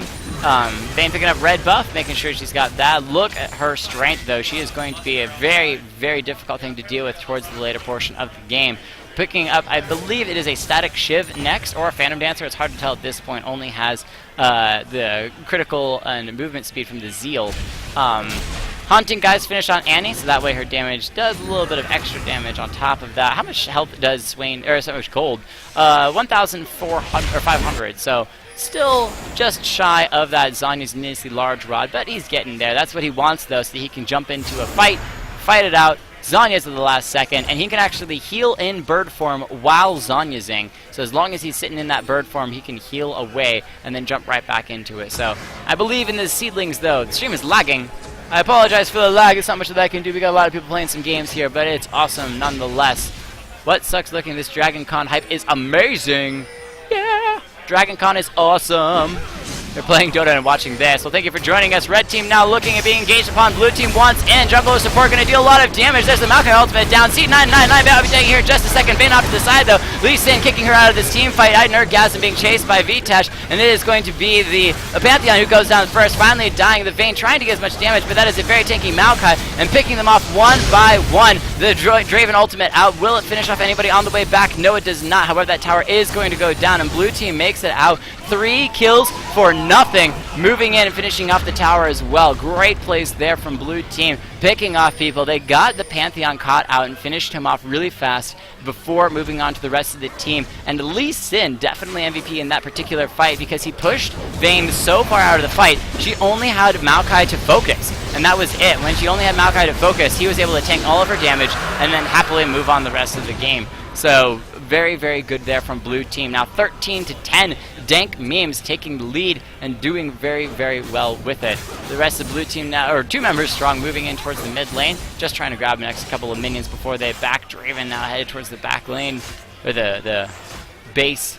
Flash clearing off a ward there. Draven still in the lead over this Vayne, 181 farm to 165, so definitely has the farm advantage. Let's see what he decides to buy before he leaves. Just picking up an extra DF, started looking for probably a Bloodthirster. And he finally finished off the Leandra's Torment, gonna be doing a lot of damage with that, as well as Morello's that she just finished picking up. And finally, Swain finishes off his Zhonya's. That's what he's been looking for a lot of this game. Banshee's Veil finished on the Shen, so he's getting super tanky as well. So a lot of tanks there. We've got about 2 tanks per team, a lot of damages. Both these teams are pretty even, and so it really depends on the engage which team comes out in the lead. That being said, though, blue team is almost in the lead by 5,000 gold. Okay. Pantheon burning Flash just to jump over the wall and make sure that he doesn't get caught out by Maokai there. That was a Flash burn for a ward. I mean, if that's what you value, that's what you value. So, Dragon not going to be up anytime real soon, so blue team still has not lost a single tower yet. Vayne pushing in the bottom lane. Dank Memes just playing a very solid game across the board. They've got 2 dragons. 1 dragon did finally go over to red team, but they just recently picked up their second one. Nave headed towards the mid lane, looking for a little bit of damage on this tower, perhaps. He is going with a little more of a tanky build, not focused so much on damage. You see Lee Sin's building Tiamats and other stuff all the time. There's going to be 4 members strong. Nice being pulled directly back into the wall, but it's going to be another engage there. The Draven ultimate going through all 4 members. The Zhonya's from Swain keeping him alive. Thresh now backing up to the side. Doesn't have anyone to hook, and so Swain does go down. The ultimate not keeping him alive. A stun from Annie keeping Shen from being able to teleport back, and that's going to be Thresh. Despite the hook, he flashes up to the side. There's both members of red team. Double flashes, though. Navi picks up one, and that's going to be Nurgasm picking up the second one, and that is almost ace as Pantheon was the only one who got out. Is he going to be able to get in time to kill Nurgasm? He's going to jump in, a little bit of damage. That's going to 1 kill on the Lee Sin. Can he finish anyone else off? Fightendale taking a little bit extra damage from the tower. He does stop them from taking the tower, though. Running around, he does have blue buff, however, down to half health here. He doesn't want to engage too hard, as Leona has a lot of stun, as well as Hunting Wolf Snare going to be just enough for the Draven or Annie to pick them off. But he does stop them from taking the tower. So despite heavy losses, C does save the tower and is able to make it out of that one, at least without losing an inhibitor. Draven may be able to back off of this one before Pantheon sees him, and he is able to escape. So the rest of the team able to make it out. With blue team's apparent power to Dank Memes just super, super strong, they might decide to go for the Baron now, grab the Baron buff, and then head in to try to take out one of these towers around the inhibitors. That's going to be the next thing to crack open the base of red team. And they're obviously, as the last couple of team fights have proven, strong enough to be able to fight those team fights in a 5v5 situation. For red team, their main hope is that they can pick off members of blue team without engaging in a full team fight. If they have a Vayne and a Thresh, Thresh can CC one person long enough for Vayne to finish them off. But blue team, Dank Memes, has done an excellent job of staying as a group, moving around as 3-4 members strong, keeping everybody all together rather than splitting off one by one. The few members, like you see there with Lee Sin moving around, is extremely mobile. He's going to be able to get out of most fighting situations if he gets engaged upon without too much difficulty. He might get caught out, but he's Lee Sin, so, you know, whatever. Mr. Snowfox grabbing up a couple of extra ward there and some wolves, 2 for 1 on the gold. Vayne continuing to clear farm in the top lane, catching up to Draven's farm now, 205 to 194. Shen gonna get a nice taunt on the Lee Sin. Is he gonna get caught out? Condemned into the wall. The ultimate from Vayne has been used, and they just, oh, the fail flash from Nick. Oh, not gonna chase into the area she doesn't know. The rest of the blue team headed around there. It was told off by the rest of the team, back off, it's not worth it. So Lee Sin is going to go ahead and immediately back. However, that is huge. The flash and the ultimate burn for Vayne. Neither of those going to be up for a while. So the next fight that gets engaged, she will probably go down, at least because people know that he doesn't have that. Annie with the stun up and available could jump onto somebody. Leona just off to the side. There's the ultimate, slowing both members, stunning neither of them. Red member just backing off, deciding not to engage, grabbing a couple extra farm. Pantheon ulting in, just joining his team. Hey guys, what's up? How's it going?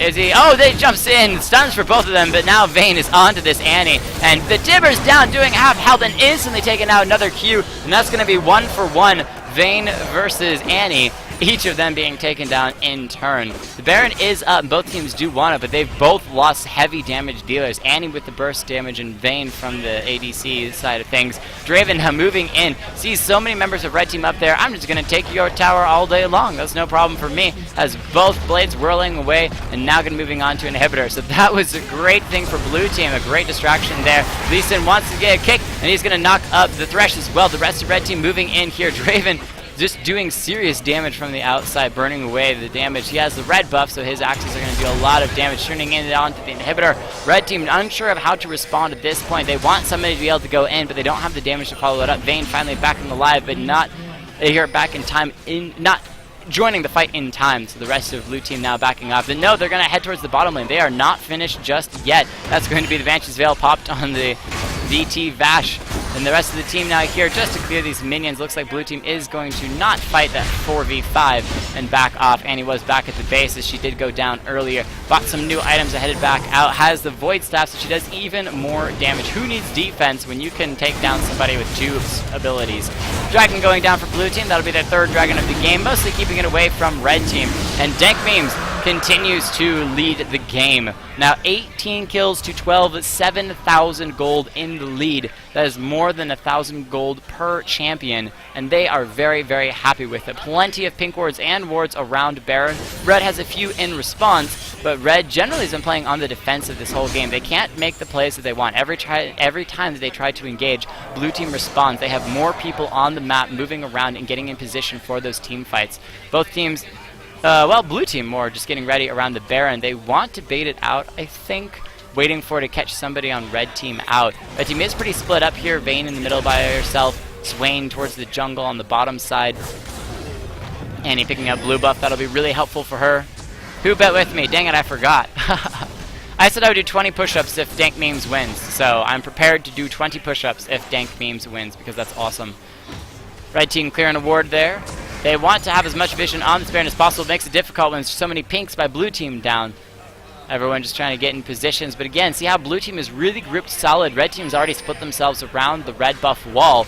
Neither team wants to engage just yet. Looking for somebody to step out of line. Thresh at the front there. Got to be careful. Don't want Lee Sin engaging on the Vayne. She is kind of towards the front. Lee Sin could get a nice Q off on her. She is going to tumble to safety on that one. Throws out a Q anyway just to make sure that pushing Red Team away. The Red Team is going to be quick to respond. Swain back towards the top lane.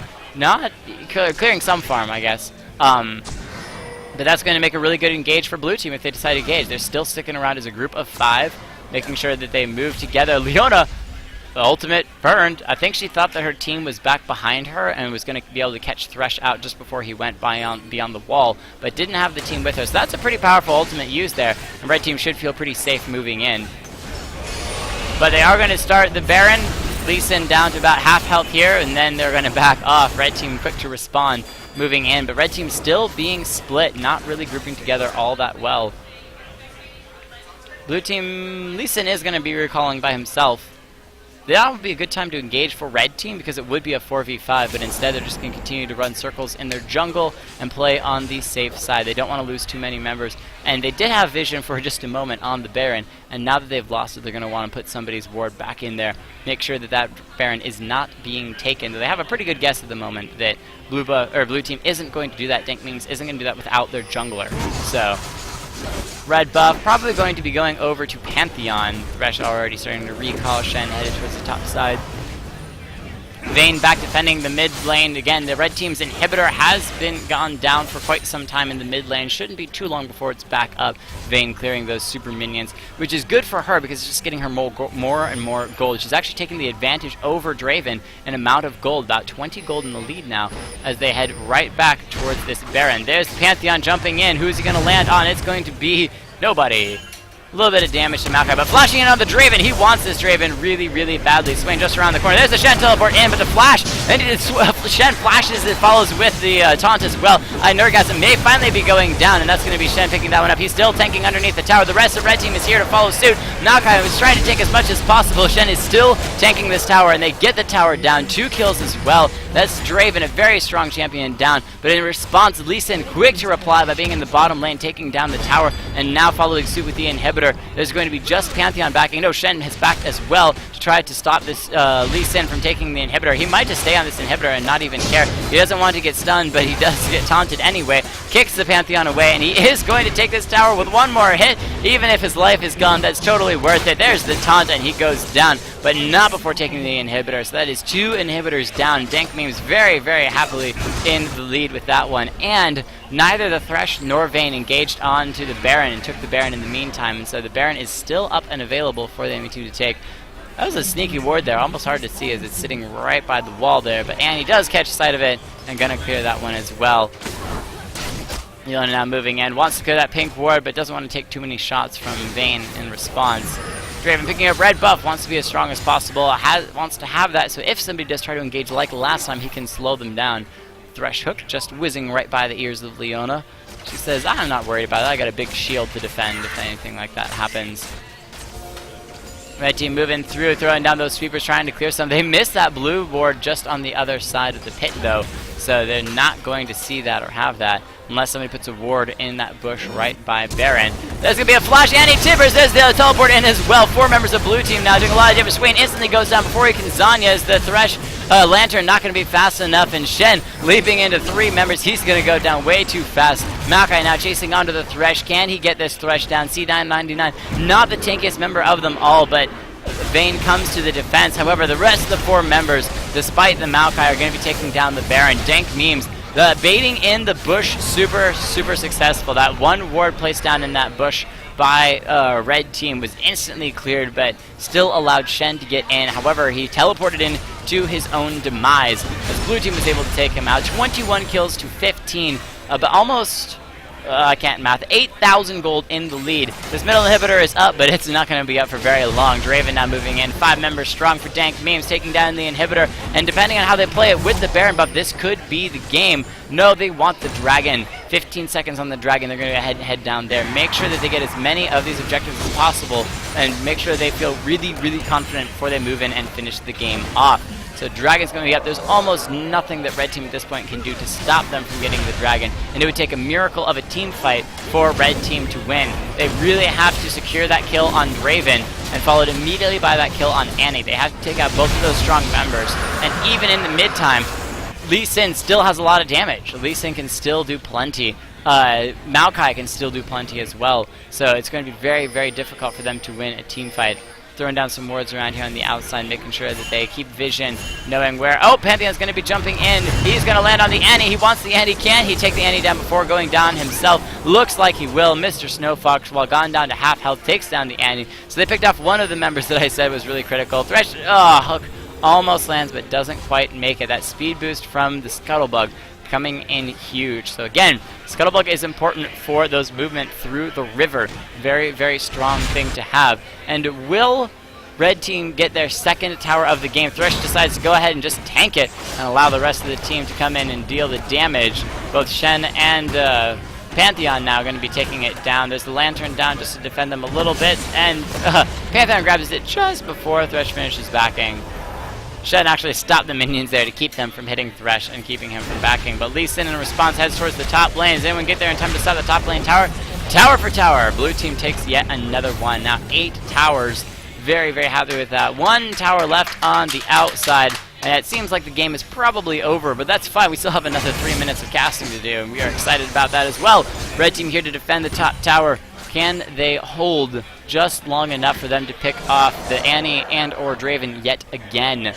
That is the key. Shen needs to get in there and play tank, absorb the damage from the Draven or Annie or both, better yet, and then give Vayne enough time to be able to really stick some serious damage on the enemy team. She is very strong, currently 353 with Blade of the Rune King, Phantom Dancer, Last Whisperer, so she has the damage, but she has to stay alive long enough to use it. And it looks like blue team's going to be playing it safe. Head to the top. There's the immediate Zanya's by Swain. 3 members, all 3 tank members, as red team engages on them, but they're not paying attention to the Draven. That is going to be Maokai almost going down. Finally does get taken down. Swain actually picks that one up. Vayne down to half health there. There's the Tibbers onto 2 members of red team. Vayne actually tries to flash off to the side, but Annie's going to pick up yet another one. Annie MVP. Lee Sin might go down. No shields just in time. And that's going to be 3 members down. Flashes in and gets these. Gets the taunt onto the Draven, but the tower goes down before Draven can finish. Pantheon leaping in, 1 spear, 2. Now chasing onto the Draven. No, he's just going to defend the tower. So he gets at least 2, and that's going to be a 4 for 4 overall. But now Pantheon is going to have to defend the base all by himself, and that was already 1 Nexus turret down as we're watching Draven recall. However, the inhibitor in the bottom lane has come back up, which will make life a little bit easier. That's minions just pushing in. Pantheon, you only got so much to do. You're just going to ult onto the minions. That way clear them, I guess, a little bit faster. That's kind of some AoE damage for everyone. And finally, some of his team members are back up, and so now everyone can defend together. However, pay attention to that bottom inhibitor, because you definitely want that to be down too, or otherwise more minions will simply continue to pour in. 25 to 20. Red team hanging in there, but not for very long. Draven already hearing the cheers of victory as he goes to recall. Swain not getting this. Nizik just getting pounded away by these minions, and they're not even Baroned up super minions. However, to be fair, I believe that was a Baroned up blue team. Maybe Baron had worn off at that point. I think Baron had worn off at that point, so red team finally able to save the bottom lane inhibitor, which is good. That's 1 inhibitor they don't have to worry too much about. However, the middle and top inhibitor aren't going to be up for quite some time yet. So they're all going to be collected around here, just defending their base as long as possible. And the nice thing for them about being on this side of things, the minions come to them, and so they're getting lots of farm. There's going to be the Leon ultimate not landing on anyone. And that Thresh, so much damage. He tries to speed out of there, but Maokai finishes him off, catching him out of guard. There's the taunt immediately onto Draven. Pantheon leaping in as well. Can they finish him off? It's going to be a tough one. Pantheon looks like he's about to go down, and he is. The damage immediately turned onto Shen as well, and that is Vayne, last but not least, the Swain going down as well. So both of them, and that is a full ace blue team. Dank Memes taking the lead, and that is GG as Dank Memes finishes it up, and I have 20 push-ups to do. We'll just need to find 2 others.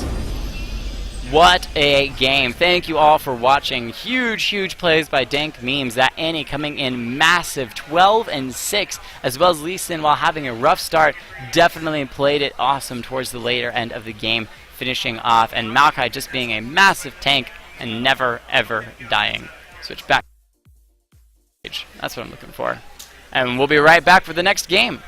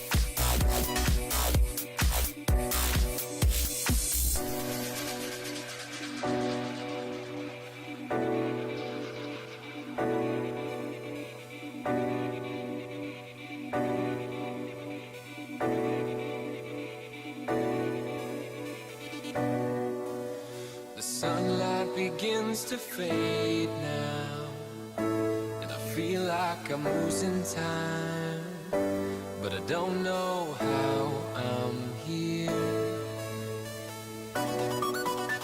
The sunlight has turned to gray, and I feel like I'm losing love again. I don't know how I'm here.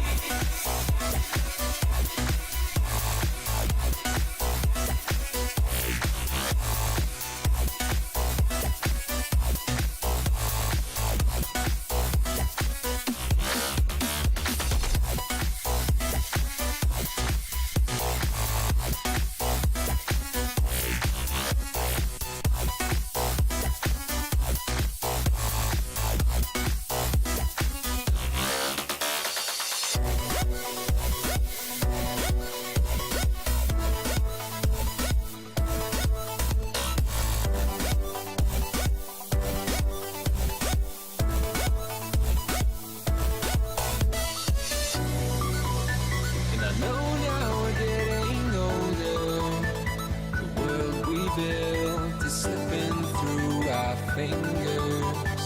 We're running out of time. But you are the one I've chosen, and I won't lay still, living left behind, imprisoned by this love. I can feel your heartbeat. I can feel it somewhere. You're looking now. I can feel your heart.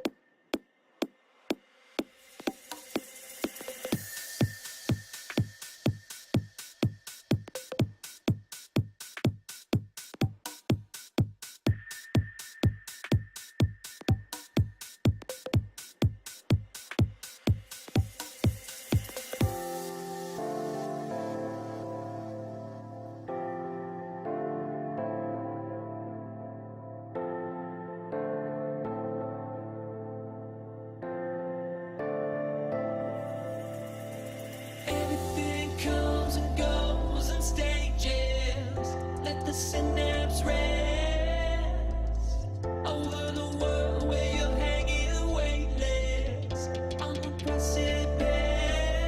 I'm going out on a limb where the clouds start to fail, where in my heart like a stupid grin. Out on a limb, out on a limb, I'm out on a limb.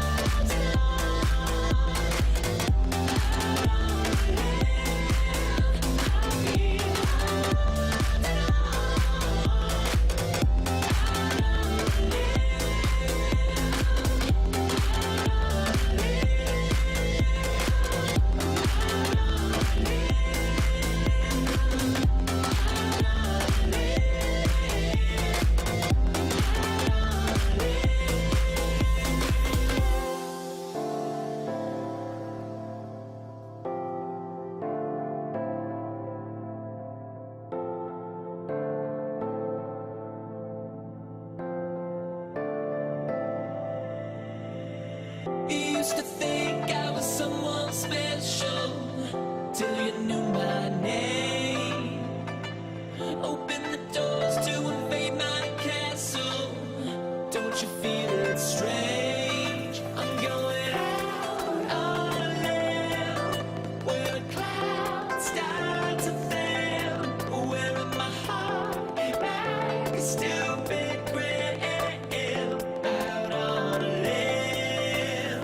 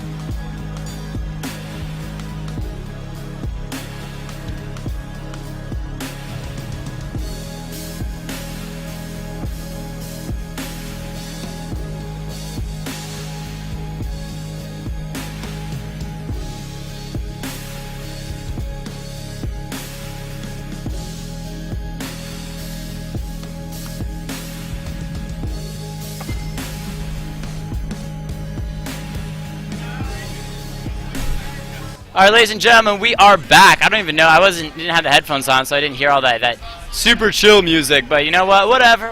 It's cool. It's cool. So we got back to another game. This is going to be Best Friend Sword versus All Jungle. We've not seen All Jungle play before, so they were in that last game. They won, and now they're going to be playing against Best Friend Sword. So very excited to see them, and welcoming back Best Friend Sword to their second match of the day. We'll see if they bring out the same type of gameplay they had before, or if they try something different. Who knows? Who knows indeed. Always exciting stuff here at the DragonCon League of Legends event. Live tournament. Feel free to drop by, come and hang out. OMG, is that hat? Yes, it is a Teemo hat. I only shoutcast when I got my Teemo hat on. If I ever get invited to the LCS Championships, you can bet I'll be wearing my Teemo hat. But we got some basic bans out here, as per usual, the Mordekaiser and Skarner. However, the Jax ban is new. Jax doesn't see that much gameplay, at least from my side of things, all that often these days. However, still very strong. That leap ability, just killer, as he can continue to jump in over and over onto people, make sure that they just get pounded into the ground with his lamp pole. Imagine if I had a real weapon. And then we have Garen also being banned out. Garen, very, very strong champion. Just overall, he has the speed, the health regen, and the damage that makes him just a strong champion overall. So he's going to be banned out. Don't want him playing. So it's not the hat, it's a lifestyle. Yes, sir. What rank am I? Does it matter? I'm rank shoutcaster. No, in all reality, I'm silver 5, I think. Mostly because I got to silver 1 and then kept fighting for gold. And then just stopped playing rank when I couldn't get to gold this year because of, you know, the basic trolls and everything. And so it dropped down. I basically just never play ranked anymore because I just play for fun. And or I'm shoutcasting more often than I actually end up playing. So Yasuo and Morgana also being banned out. Morgana because of the dark binding. She's just really strong. That Q lasts forever. They say that once you get hit by a Q from Morgana, you basically AFK from the game because you're going to be standing around so long. Teaspoon picking up that Nautilus in the support role once again. Definitely wanting to have that Nautilus do as much supporting as possible. He was really, really, really solid with all of those hooks last time. He was just landing hooks from insane distances that I never thought would land. But he's against a different purple team here. You've got Pixie Mage grabbing the Nami in the bottom lane support and AP English Lit as the Jank. So what I'm liking that I see here slowly coming out a little bit more is that as the games go on, different people have already played different games, so they're feeling comfortable with their champions, they're feeling comfortable with their picks, so they're going to go them again. So we're going to see if people either play the same picks they did last time or try something new. It looks like Best Friend Sword is going to try a few new things here, at least with the Elise in the jungle. They did, I think they had it banned against them last time, and so they weren't able to take the Elise, and now they are going to be able to pick the Elise. So we'll see how strong that Elise is in the jungle. And then, oh no, it's Lubu taking the top lane Rumble. Shen was not banned. Shen was available, but it looks like Ono wants to play something a little bit different and go with a Rumble. So a little bit of a different composition here. And we have the best champion ever, Fallen Hero, picking random. Because, nope, they're going to instead lock in Volibear, just as I say that. Volibear for the jungle. Let me just say right now, Volibear is one of my least favorite champions, simply because he, to me, is excruciatingly strong. I've never played a single game against a Volibear that I personally had a lot of fun in, simply because Volibear is such an annoying champion. So they're going to pick him. We're going to see how strong All Jungle has the Volibear, and bringing that one out as we get a last pick here. So still better than me. I'm rank cardboard. Cardboard 4, man. Cardboard 4 is the best rank you could get in the game. So nobody needs platinum. All they need is to have fun. That is the main goal of League of Legends, is just to have fun and see what things can go on. So, oop, somebody sent me a picture. Oh, that's interesting. Okay. Sent me a picture of frogs. Riker the Striker picking up the Wukong for the top lane. So it's going to be Wukong versus Rumble. That will be a very, very interesting matchup. Rumble has very high sustained damage. That Flame Spitter going to be spitting out a lot of fire. Lyrical fire. Taking people down. But Wukong is really more of a bursting champion. He gets in, he uses the Cyclone, he does a lot of damage in a short period of time, and then he can use the Deceive to get out, which is actually, that's Shaco's ability, but can escape with that. So we'll see how the two of them do. There also depends a lot on play style. If you go very tanky with Rumble, you don't rely so heavily on your abilities. You just get in there and smash people's faces. If you go for the AD Wukong, you're going to be looking for a lot more auto attacks. It really depends on how they build and what their play styles are, which is what makes League of Legends such an intense game all around. So Gold was going to go for Plat, but then Red Adams got me into Dota. Dota! Sure, you were gold. Hey, Dota's still awesome. Both games have their advantages. Both games have different things that they're good about, so no worries either way. I have a friend that plays Dota all the time. Back on Best Friend Sword, we've got Kazito picking a Diana for the mid lane, and Kali Maybe on the Sivir. Kali Maybe did play Ashe last time, so now taking something a little bit different with the Sivir. So very, very different lineup from Best Friend Sword, showing a lot of versatility. Not picking the same champions, picking somebody a little bit different. Kind of wish we'd seen All Jungle's first game, but we'll never know whether they're picking new champions or different champions. But they've got an interesting lineup here. They're going to potentially grab a Karthus. Karthus is one of those champions that if he gets really fed, he's going to be really strong. But if he suffers early game, it's going to be very, very difficult to have him carry the game in the later stages. His ultimate is great for finishing off team fights, but if he gets taken out early and he has to use his ult super early, it's not going to be all that great. So it really depends on a lot of different factors, and we'll see how effectively they use him.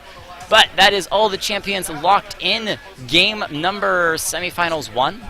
Game number 3 for our shoutcasting, at least. Semifinals game 1 between Best Friend Sword and All Jungle. I'm going to run through the champions and their players real fast, and we'll see where we go from there. Teaspoon playing the Nautilus in support once again, landing all those hooks as much as possible.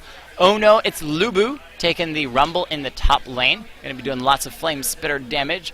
Big D 911 back once again with the Elise in the jungle. Kazito taking Diana in the mid lane, and Kali Maybe Sivir in the bottom lane. So grabbing the Spell Shield, which is really, really effective against a Nami. Anytime that Nami tries to use the Tidal Wave, Spell Shield basically just keeps Sivir from being knocked in the air, and it's very, very strong overall. You also have the Q for that harass against a Jinx. Jinx generally, unless she's in the rocket form, is very easy to poke, as her Gatling gun is very, very short range.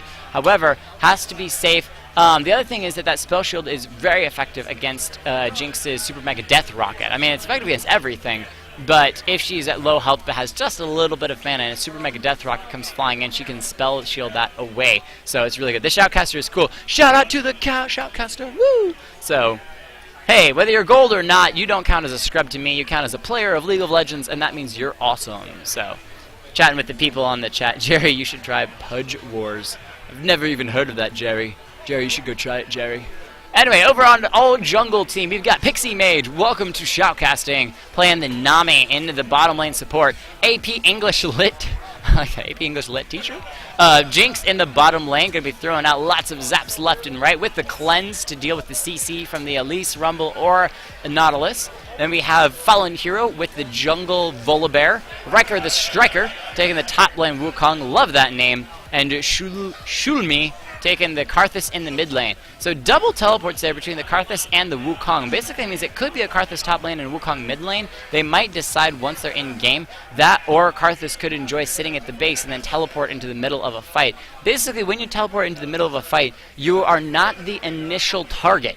If everyone else gets targeted first and people's eyes focus on who they're around first, you can note that somebody's teleporting in, but you don't immediately do damage to them once they come into a fight, and so usually you're focused on killing whoever it is that you're focused on, and that means that you're not focused on the person that's teleporting into the fight. So it'll be very interesting to see how that works out.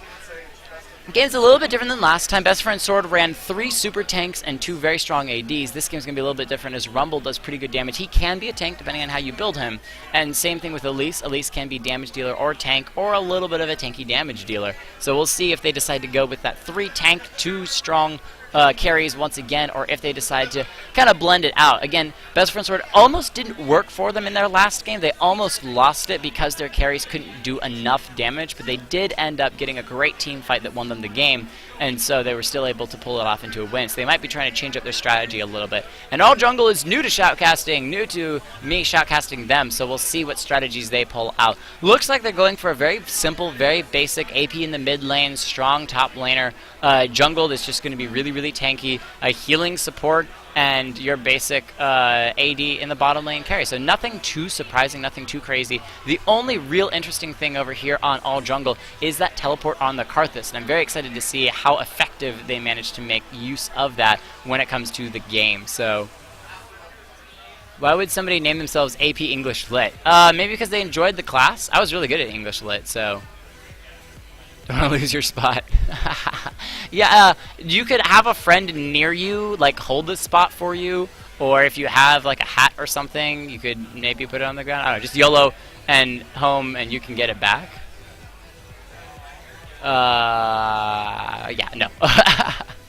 Alright, let's go ahead and switch over to our in-game page. Let's see how fast it switches over. It does switch over pretty quickly, so let's try loading into game. See how these go. Whoop, there we go. So let's check out these skins real fast, depending on how fast the game loads. But we've got Astro Nautilus back once again, Super Galaxy Rumble, Blood Moon Elise, Lunar Goddess Diana, and Warrior Silver. 5 skins for Team Blue. Over on Team Red, Team All Jungle, we've got Firecracker Jinx, Underworld Wukong, and the Grim Reaper Karthus Plague. They added that new word at the end of the Grim Reaper Karthus. I like it, Grim Reaper Karthus Plague. But what that means is, oh, it should, nope, it did not show up in the moment. Well, the game music already started, so we'll be in game in just a second. That is weird that League is not recognizing that. I will have to fix that afterwards. We're in game. Yeah, that's, again, kinks to work out. I'll fix that. But, interesting thing on that is that blue team is 5 skins solid. So does that mean that best friend sword is going to actually win the game? Because you know skins to win mean that you're going to have the best skill. Skins equals skill. So we'll have to find out whether it really truly does equal skill, or whether All Jungle is going to beat that stereotype and prove that they are going to be the best in the game. Nautilus and Sivir in the bottom lane here. And then we've got Diana in the mid lane, Elise in the jungle, and Rumble in the top lane. So let's check these items out. Anybody got anything fancy going on here? Doesn't look like anything too crazy. Basic starting items. Nami decided to go with the spell... Ooh, remind me of that. Spell Thief's Edge, that's right. Spell Thief's Edge. Starting off, going to get some of those slows and a lot of mana regen in the bottom lane, which will be really helpful for her. As well as took some extra potions. A lot of people like to start with a ward in the bottom lane, but it doesn't look like she is going to be relying instead on the Trinket ward. And Nautilus over here grabbing those cookies early, so he wants to make sure that he can eat those cookies all game long as much as possible. So, no, going ahead and starting that Flame Spitter, kind of building up that... damage early on. Again, with Rumble, you don't want to get to the red zone because you're going to be dealing a lot of, or you're going to not, you're going to take a lot more damage. That's what I'm trying to say. All your abilities go on basically cooldown and makes it difficult to do much of anything other than just deal damage with the stuff you're doing. Friends OP. There we go. I messed up spelling so badly. So you don't have any friends, Red Adams? I'll be your friend. I'll be your friend. That's fine. The striker head towards the top lane. So we've seen in the other games some people like to very early on jump into the enemy team's jungle and throw down a ward to get some of that early vision, but it doesn't look like that's the case this game. Instead, we're just going to have a simple start. Junglers starting their gromps and moving through the rest of the game. I'm going to check real fast. Forgive me on this one. I actually do want to see real... Oh, I can't even see it. Never mind then. I was going to see what the... I'm going to be mad now. What those, not the non-Gromp start name is. I cannot believe that it's not coming to my mind at the moment. It's really, really frustrating. But Kali maybe in the bottom lane there, taking a little bit of harass from the Jinx Rocket. She's switching back and forth pretty quickly. Very, very good so far, at least showing on that effectiveness and switching back and forth for which one she wants. Isn't going to be able to build up the stacks for the attack speed, but felt Dumpy told me to go buy me a ticket. Feels bad, man. Oh no, it's Boo taking a little bit of damage in the top lane, but as Rumble does have the shield, it's usually pretty effective at keeping himself alive. Hasn't built up the damage bar on that bottom a little bit, the heat bar index a little bit, but getting to throw some auto attacks down onto Wukong. Looks like Wukong is simply focused on the farming. However, taking a lot of damage from the spell, Flame Spitter, down to about half health there, at least in the jungle. So, lanes to be very, very, very watching. Lanes to watch. I can English very well. Is the bottom lane between Sivir and Jinx. We know that Kali maybe can play a solid game, and then especially this mid lane, because we know for sure that Casino knows what he's doing in the mid lane. Played a very, very strong mid laner last game and came out, pretty much was one of the reasons as a Vigor that they won that game. We'll see if they can do it again as Diana. Diana is extremely strong early. Once he gets level 3, going to be doing really, really well. Karthus doesn't really get strong until about level 6, other than just some poke. And so if Diana can avoid that poke, they're going to be doing just fine. Whoa, there's a lot of damage in the mid lane there, but back to top lane. Fallen here, getting a gank onto, oh no, going to be thrown back. Is this going to be first blood? He's tossed over the shoulder, he's trying to get away. There's the shield, red bar, there's the both double flashes, and a third flash. Wukong goes in, he gets first blood. He's underneath the tower. One more tower shot will take him out, and it does. So first blood traded back and forth in the favor of the Volibear Wukong, though, as they got an assist on top of it. But great job there, nonetheless, between the two. Triple flashes burned in the top lane. That's going to be a hook on Dynamic. Can she escape it? No, oh my goodness.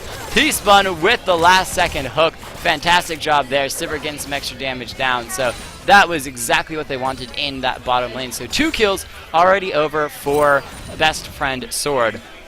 Going to be very, very happy about that. Dad, you can hold my spot. Mr. Caster, though, thanks for being my friend. Aww. Aww. Big D911 picking up the wolves in that jungle there, making sure that clears as much farm as possible. Junglers like to hit their higher levels before ganking, unless you're a Shaco or something.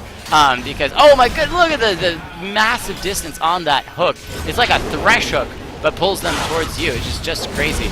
Oh no, it's Blue getting knocked back again. He might go down a second time. Wukong actually hung around in the top, oh, sorry, Volibear hung around in that top lane, waiting for Rumble to teleport in. And now Rumble is going to have a very, very slow walk all the way back to lane. Elise coming up to defend in the meantime. Karthus coming down here for a gank. Red team making some action happening. T-Spun getting some damage. There's the zap. Doesn't hook the wall. He might be going down. Gets bubbled. There's some traps in front of him. He flashes over them. Can he get out in time? The heal from Sivir keeping him alive. Makes it through and survives by the skin on his armor, his deep sea diving suit. That is a teleport in from Rumble. So I guess Rumble walked last time. Didn't teleport in. So now he has to teleport back. Big D9 chilling in that bush, waiting for Rumble to put down a pink ward. Keep an eye in case Volibear decides to come back yet again. Wukong now very happy, 1-1-1 in that top lane. He hasn't backed yet, I don't believe. Oh, he's backed. Yeah, he has backed. Okay, because he only got 550 gold in his pocket. But oh no, going to get a little bit of damage onto Wukong. Slips in, a little bit of damage, slips right back out. T-Spun chilling in that bottom lane. He did not go back, so he's sitting on 1,000 gold, but he healed up over time, used all of his cookies to heal back up to mostly full health. So survived that Karthus gank, which allowed Diana to catch up a little bit on farm. Upper Karthus is still about 10 farm over. Neither of those mid laners having...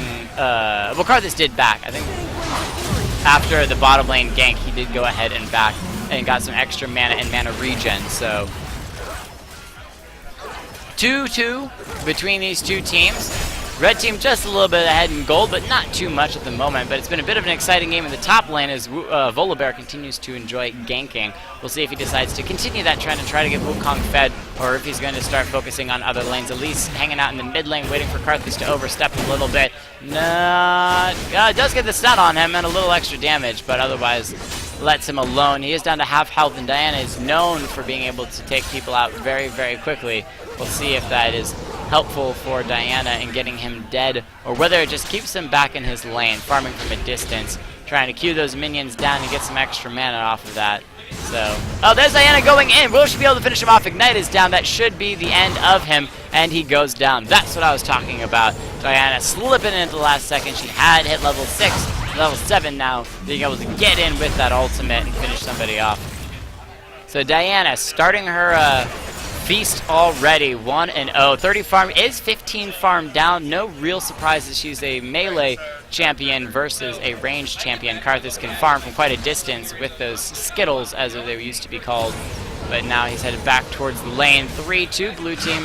Best friends are a little bit of advantage. There's a nice cyclone from knocking him up. There's the ultimate from Rumble, but not going to be enough to keep him alive as Volibear continues to camp that lane. Set up at 10. A great hook there from Nautilus onto AP English Lit. Trying to run away. Throws on the Flame Chompers. Not going to be able to snare anybody as both of them just decide to back off. They got some damage down. Nami will probably be able to heal it back up, but again, still proving that Nautilus can land those hooks anytime he pleases. Wukong went ahead and backed in that top lane, grabbing a couple more items. Finished off the Hex Stringer to deal with the magic damage from Rumble. Is ahead in farm due to the number of times the Rumble has died. 29 farm to 43 farm. But other than that, most of the farm advantage is on all jungle's side. Volibear about 4 farm in the lead. Karthus by about 15, even though he did go down. So Diana, with that kill, did close the gap just a little bit. And the AD farm is almost inconsequential difference between the two of them. They're pretty similar. So Pixie Mage trying to push the bottom lane. However, they might back after this, considering the Sivir did back. Picked up her BF sword. Nautilus got his movement speed boot, so he's going to be zipping around the map and finish off the Sight Stone as well. So he's got wards for days. However, the dragon is available. Elise catching Volibear, gonna miss that, not quite land. T-Spun now looking for the opportunity. Something exciting happened behind me, but I can't see what's going on. 3 versus 3, T-Spun now taking down a pink ward. Rest of blue team collecting around dragon. Will they get the dragon or will they not? They're gonna head towards the bottom lane instead. But in the top lane, it's gonna be, oh no, getting a little bit of damage from Wukong. There's the Flame Chompers down onto Nautilus as we jump back to Diane, just chilling in the bush. No, leaping in on Karthus. She's an amazing amount of damage, down to 300 healthy flashes. She does not continue the chase, but that is bad for Karthus. He's got a tier. However, the flash from Nami instantly being burned, and that's going to be a zap from Jinx pushing away the Sivir and Nautilus, just telling them to back off. So, fail fish. So Wukong leaping in, doing a little bit of damage. Zap still being thrown out here. They're making it difficult. Great hook there onto Nami once again. She doesn't have flash this time. Sivir one more attack, and Kali maybe picks up a kill. Jinx on the run. Turns around for a last rocket onto Kali maybe before going back to farming. But that is twice now that Nami has been taken down. And that is slowly feeding Sivir. Wukong in the top lane. Cyclone is down. He's just going to chase all the way despite the ultimate. Header out the other side. Not going to go down to the tower this time. Has plenty of health to deal with that. Hexdrinker coming in big there. Kali maybe in the bottom lane. Going to avoid the Flame Chompers. T-Spun as well, trying to walk around them. They're taking a lot of damage from the Jinx. Just going to throw out some rockets on his way out. A very, very tanky Nautilus that guy is. That Astronaut is not going to anytime soon. The flash from Diana. She's jumping over. She jumped on the wrong person. Maybe there's the Hex Drinker burst. But he did flash away, so Wukong has lived. That flash being super effective at getting out at the last possible second. Fallen Hero headed through the jungle looking for anybody to engage upon. Maybe the Scuttlebug to finish off. AP English Lit uses the heal just to give himself. There's the ultimate as well. Wow! The damage on that, down to 300 health. Sivir's Q becoming super, super damage effective. Looks like Jinx is going to be back. This is great for blue team. They're continuing to send one of red team's members back over and over, which allows them to stay pushed. They never have to worry about being engaged upon because it'll always be a 2 versus 1, and they can take that tower down very quickly. Got Zio in the middle lane, just farming up little by little. Started with the needlessly large rod. There's going to be a toss on the Elise. He is going to go ahead and spider up, jump to the Karthus, now headed out. Big D9 on the run. Can't she make it out? Volibear chasing in. There's the Karthus. Skittles down one at a time. Not going to do too much there. It's going to escape. There's the speed boost from the Sivir ultimate, throwing everything onto Nami. She did heal herself. Can they get out? Karthus ultimate down. Doesn't finish off the Nautilus. However, he has very low health. There's the rocket from Jinx. Her Mega Death Rocket finishes Sivir off. And now the chase onto the Nautilus. It tried to get slowed. Zap from Jinx, finishing him off as well. Double kill over to AB English Lit. Even though they lost the tower, they should now be able to pick up the dragon with Volibear's help. So a great turn of events for red team. It started off being really bad at the tower going down, and Nami dying turned into a double kill for Jinx. Diana right around the corner. She steals it! Diana steals it with just a Q over the wall. Great play from that Diana. Literally with no vision. Times that perfectly and throws the Q over the wall, grabbing the dragon away. What a great play there from Diana. This is the second time we've seen dragons being stolen in these shoutcasted games. Riker the Striker in that top lane now, moving through, getting a little bit of damage onto... Oh no, it's blue, as per usual. Has a ward in that bush pretty much constantly, making sure that he doesn't get ganked there. So, somebody in the chat, that was nice, Diana. Very nice. Riker the Striker going to find Elise. Just going to walk his way out of that one, using that little ghost to help him out. Throwing down a ward deep into the enemy blue team jungle, making sure you can see anytime somebody comes through that area. Not as effective for river ganks, but his team is doing well already, so doesn't have to worry too much. He's going to be jumping on the Elise. Has a high suspicion that he's in there. Here's Karthus, though, going to get the slow. Where's Elise going to jump to? Straight to Karthus. Karthus now running out of mana very quickly. He's going to have to turn off the Defile pretty shortly, and so Wukong picks it up. Elise had nowhere to run, and eventually it was taken down. Nautilus going to catch out this pink ward in here and finish it off, putting down his own ward in response. Pixie Mage hanging out here in the bottom lane, just trying to keep Jinx fed as much as possible, but continues to get caught out once again. What a hook! And Kali maybe throws out one Q and finishes that Nami off. Not a problem at all. Just dominating. So, red team definitely doing well. There comes Volibear looking for a jump. However, the immediate flash response from Rumble, he's going to live through that one. Finally, a gank in which Rumble lives through. He is down by almost 40 farm. Wukong is becoming quite the monster. However, they did not get anything off that last gank, so very difficult to deal with. So EU Jinx. Kali maybe taking out the blue buff, making sure she has plenty of mana for those Qs, as well as for the spell shields all day long. The other thing is spell shield is super effective against is the Karthus ultimate, because you can time it really, really well. And basically it's a lot of mana anytime the Karthus uses his ultimate if you have that spell shield available for that. But taking away the enemy team's jungle is going to be really nice for blue team for best friend Sword. Volibear headed towards the mid lane. It's a 5-man strong for all jungle, looking for the opportunity to potentially engage or push the mid lane tower, but it looks like they have some members that want to back off of that one. So they're not going to be pushing in, just going to be playing it safe. Wukong heads back towards the top lane to continue to farm. Happily at 91 farm to the 56 on Rumble. Doing very well, 4-1. Definitely the key guy there to watch out for. Sivir, on the other hand, 3-1 with the BF sword, looking for an Infinity Edge start, is going to be quite the monster herself. Diana decided, you know what, I'm just going to get more and more damage. Karthus 0-1-3, that ultimate being nicely helpful for getting those assists and those kills. But red team nowhere around for all jungle, nowhere there to stop best friend Sword from taking that tower. They were 5-man strong, and then suddenly it was just Nami in the mid lane, and blue team just walked in and took the tower and walked away. Sivir now wanting to steal the red buff, not going to be able to as red team catches them out kind of by the red buff, and it just causes everyone to want to walk away. Jinx farming pretty heavily in that bottom lane, but Sivir is still ahead by a good 30 farm. Not too worried about that. 1 Q could probably clear an entire wave at this point. She is going to go ahead and back. She has a BF sword pretty much in her pocket. Might be enough to finish off an Infinity Edge. Nautilus as well with over 1,000 gold, but he's not worried about backing. They want to stop this push by Jinx in the bottom lane.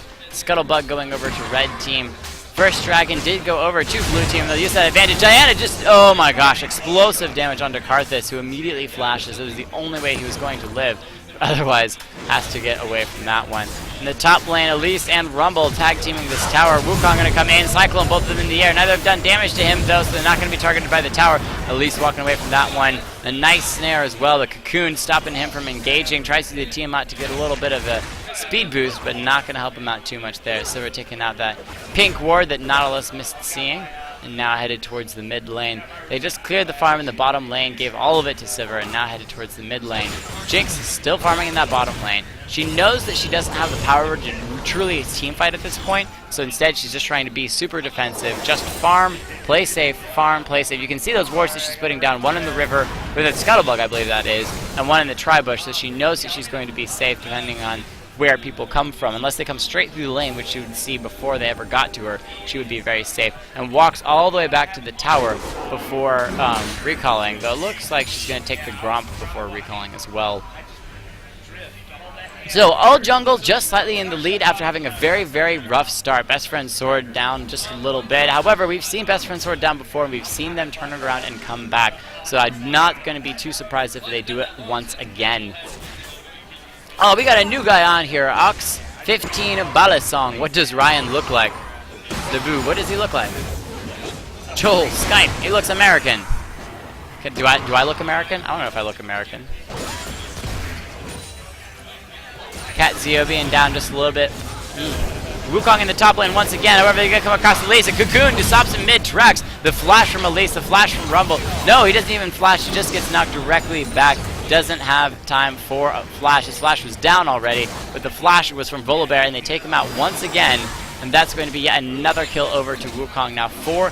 Volibear happily 2-2 as the rest of the team shows up here. Jinx being the only person. However, they're trading that potential top tower for Dragon. They are not going to get there in time. That Dragon is gone. And so a second Dragon goes over to blue team. Best friend Sword. And now they're going to head maybe attack Jinx. In the top lane, they just leave Wukong to his own devices to continue to try to chase down this tower that continues to elude him with that lack of being able to do any damage on it.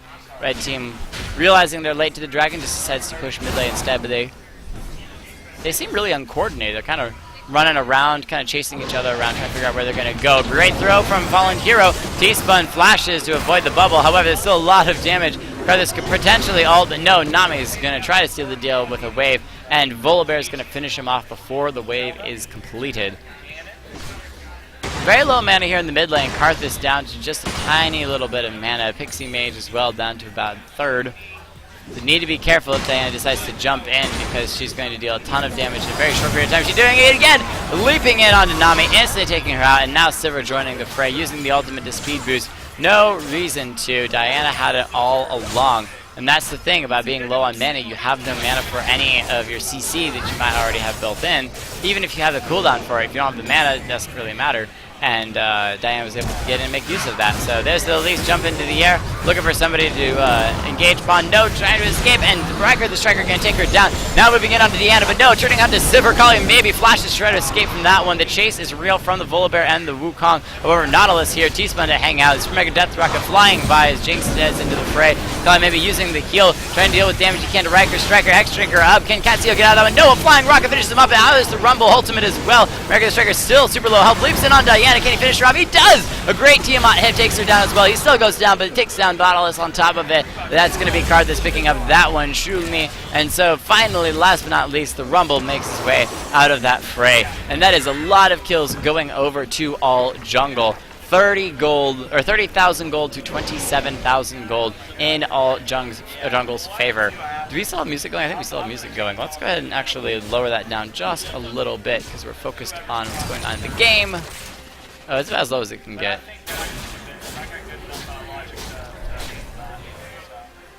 Whoop! I'm moving the things everywhere. Let's go back to here, and then let's go back to here. Okay, we're cool. We are cool. So, Big D9 taking the red buff, grabbing these last couple of minions. Look at that little baby spiders finishing off that red buff extra minion. So the teams now really need to start grouping hard. The reason that blue team, all Best Friend Sword, lost that last fight was because all jungle was able to catch several members out. Volibear caught out the Nautilus. He had to flash burn that really quickly. The rest of the team tried to come in, but all jungle collapsed very, very quickly. Jinx followed the Super Mega Death Rocket by being there and throwing out a ton of damage on top of it. Rockets galore for everybody. So I know that's why I was wondering why he picked the Rumble. It's not even in a champ pool. He's our friend. Rumble is our friend. Wukong getting some good damage onto Oh No, knock him down to about half health there. However, the thing about Rumble, even though he's 2-5, is that he's still, with those ultimates, can be effective. It slows as well as does good damage over time. So it's more about the placement of it. As long as he can continue placement, a nice Cyclone going to knock two members of the blue team up in the air. Best Friend Sword on the run. Is Oh No going to go down once again? Wukong's taking a ton of damage from the tower, but the Hexdrinker saves them, and now Volibear are going to be moving out from underneath the tower. Decided he wasn't going to engage onto the Elise. Decided to back off from that one. There's the slow from Nautilus. T-Spun doesn't get zapped. You're going to continue to run away. And there's the Sivir ultimate as well to kind of speed them along their way. But T-Spun realizes that it is a loss and sacrifices himself for the greater good of mankind. Sivir going down. Elise in the top lane getting caught up by Volibear. Is she going to be able to make it out? No, the throw is going to make sure of that. And Fallen Hero picks up that kill once again.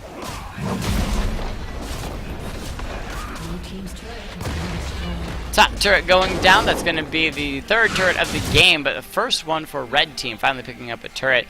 Dragon up in about 1:40, so we still got a little bit to go. But as long as you put down a ward that has that 3-minute timer, you're going to be doing just fine keeping vision on the dragon, unless people drag it out a little bit past when the dragon spawns. Oh no, it's you going to be going in. Moving in on Wrecker the Striker. Diana's here as well. She's going to miss that Q, so it's going to be Crescent Strike. However, she is still going to leap and pull everybody back. There's a teleport in, but it's going to be from Karthus. Can he get in enough time? Does tons of damage to Diana. Fallen here picks up that one. Can he finish up the Rumble as well? Double kill for the red buff ticking Volibear. Kali maybe still alive though, now moving in. There's the ultimate from Karthus. Not going to go down, I don't think. And Fallen here with the double buff is still happy with how that result turned out. However, the snare. This might be the end of him as he finds the Nautilus, and he finally goes down, shut down from the 7-0 Nautilus, Volibear finally goes down. Big D9 finishing off the Grump, and now the rest of the blue team looking for the Nami, but Nami already swam her way out of that one, so going to be quite alright. Red team still doing well despite having lost that fight quite heavily. 11 kills to 18, 4k gold in the lead. So all jungle, despite that loss, still pretty happy with where things are at and still going to be doing what he can, or what they can. He can, singular term. 2 dragons over to blue team. Dragon up in 16 seconds here. So one or both teams will be making their way towards dragon just shortly. And you can see blue team now, best friend sword, are making their way down there. They're very well known for their dragons. They want to be on time with it as always. Even when they're not on time, they usually send somebody to kind of keep an eye on it. But they're going to grab the Scuttlebug, which will give them a huge advantage around here. The rest of red team now collapsing in. Volibear wants this Nautilus. Is he going to get it? He's super tanky. There's the Rumble Ultimate. And that's going to be one down. There's the Karthus Zanya Zing. Will it be enough, though? He still immediately goes down, but hasn't channeled his ultimate yet. And so then the rest of the team moves in. Kali maybe still alive. The Cyclone from Wukong. He flashes. Is he going to be able to grab it? The Zap Sivir just dodges it. However, he's going to jump in. Anyway, finish her off. AP English let flashes over the wall. Elise wants to chase, but going to be unable to do so. And that was a 3 for 8. No, 4. 3 for 4. I was about to say ace, but the 11 on the Elise kind of tricked me on that one. So 3 for 4. So red team definitely came in the advantage of that one. All jungle, finishing off one more person. Neither team got the dragon. However, it was great positioning there from the Jinx in that fight. She stayed to the outside of that whole fight and made sure that she was doing a lot of damage without being super involved, and so was able to use those rockets in that AoE effectively. Karthus went a little bit too heavy, dived fairly hard, but did have that AoE going on 3 people before he finally died. So, Jake, can you tell Rumble not to play... Or can you tell Rumble not to play Rumble? I don't think I can do that, but thank you. All hail the Grump, the one true Grump. It's true. It awoke Grump, the demigod. It's Grump, the demigod of League of Legends. Red team right back into it. All jungle wanting this dragon. Can they get the dragon down this time? Best friend sword still has the Scuttlebug on their side of things. Well, no, Scuttlebug's gone. Scuttlebug disappeared, so they don't have Scuttlebug anymore, but... Karthus wall being there, but Volibear's going to engage. There's a teleport in from behind the lines, and oh no, super low, instantly being taken down. Elise trying to find the Jinx. Cannot take her down, but does finally jump to her, finishing her off. However, going to go down here in just a second as the rest of the red team does that, and Wukong chased down the Sivir so hard, made sure that Sivir went down. Now, Diana has been able to steal this dragon away before. Will she be able to do so again? Not when being chased by Wukong, and that dragon should go to all jungle. Their first dragon of the game is going to be continued chased underneath this tower. Now, there's the Cyclone. Wukong going to take some damage from the tower. Is she going to turn on him? It's going to be a very close fight, but Wukong comes out in the lead. The Ignite is ticking away, and he life steals a little bit off of minions, keeping him alive. Not worried too much as the tower also goes down to stop that last blast from hitting him. So there's that awesome recall animation that he has, and now all jungle has a secure lead. 6,000 gold in the lead, and very happily taking another tower. Blue team, best friend sword, having a very difficult time stopping them. They need to have a team fight in which the Volibear is not the one targeted. Yes, they can kill the squishy members. Yes, they can take out the Jinx and Nami, but that doesn't mean that those are the most effective champions. Wukong himself is currently 9-3. Volibear, 9-2. He is so hard to kill, and yet he is also destroying. He is 9-11, which means that out of the almost 30 kills he's been a part, or 30 kills in the game that team has been a part of, he's been a part of 2 out of 3 of those kills. Huge effect in this game so far, and I think that it's only going to grow from there. They're moving out now. Blue team looking for a potential Baron, or at least warding it up, making sure the red team isn't around there. However, the last couple times they fought around objectives like Dragon, they haven't had such a great time with it, so they need to be very careful. Heavily grouped, and instead of sending Elise to focus on the Jinx, send Diana. She can burst all the way across the map and finish off Jinx before Jinx can get away. However, Elise is also building damage. She's got the Leandra's Torment and the Magic Penetration boots, which means that they don't really have a super solid tank other than the Nautilus, and that's going to make things difficult. On all jungle, they have the Volibear. They even have Wukong, who is a little bit tanky. He's got the Black Cleaver, the Hex Drinker, a couple other things that are going to make him a little bit harder to kill. There's another engage from Volibear, throwing the Nautilus back. They're going to be able to take him out no problem, even though he ults the Jinx. Doesn't stop them in time. Diana unable to get much damage onto the enemy team. So Sivir ultimate useful for getting multiple people speed boosted out of there, but not fast enough for the Nautilus, who gets thrown back, and now they're going to be pushing in onto Baron. They should be able to take this Baron out without too much trouble unless somebody steals it away. And again, blue team Best Friend Sword is known for stealing away dragons. They might be able to steal away Baron. Yes, Fishbones.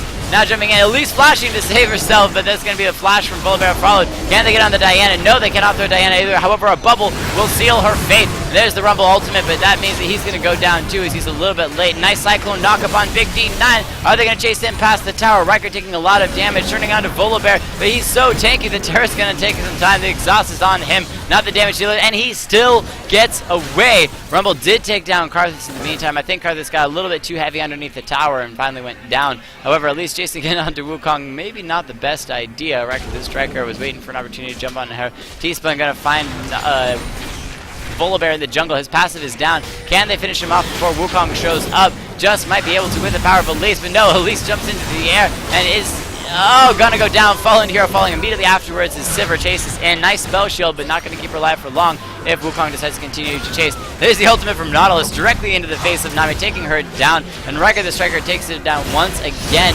finishing off Sivir. Now 11-3 before finally going down. T-Spun with just some amazing hooks left and right, gonna be finishing off the Wukong. So 11-4-9. This Wukong is not done killing people yet.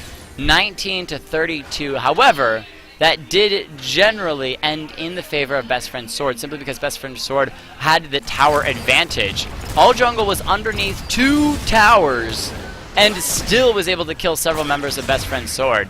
It was a little bit on the Sivir and the Elise for going deep into the jungle with Nautilus. Nautilus is tanky, he can take a lot of a beating, but Elise not so much. She's simply built a lot of AP. She's finally started building a little bit of tank with the Warden's Mail. However, going to have a little bit, have a difficult time against AP members, especially against the Karthus. And Wukong at this point, especially with the Black Cleaver, doesn't really care how much armor you have. He's still going to be shredding your health.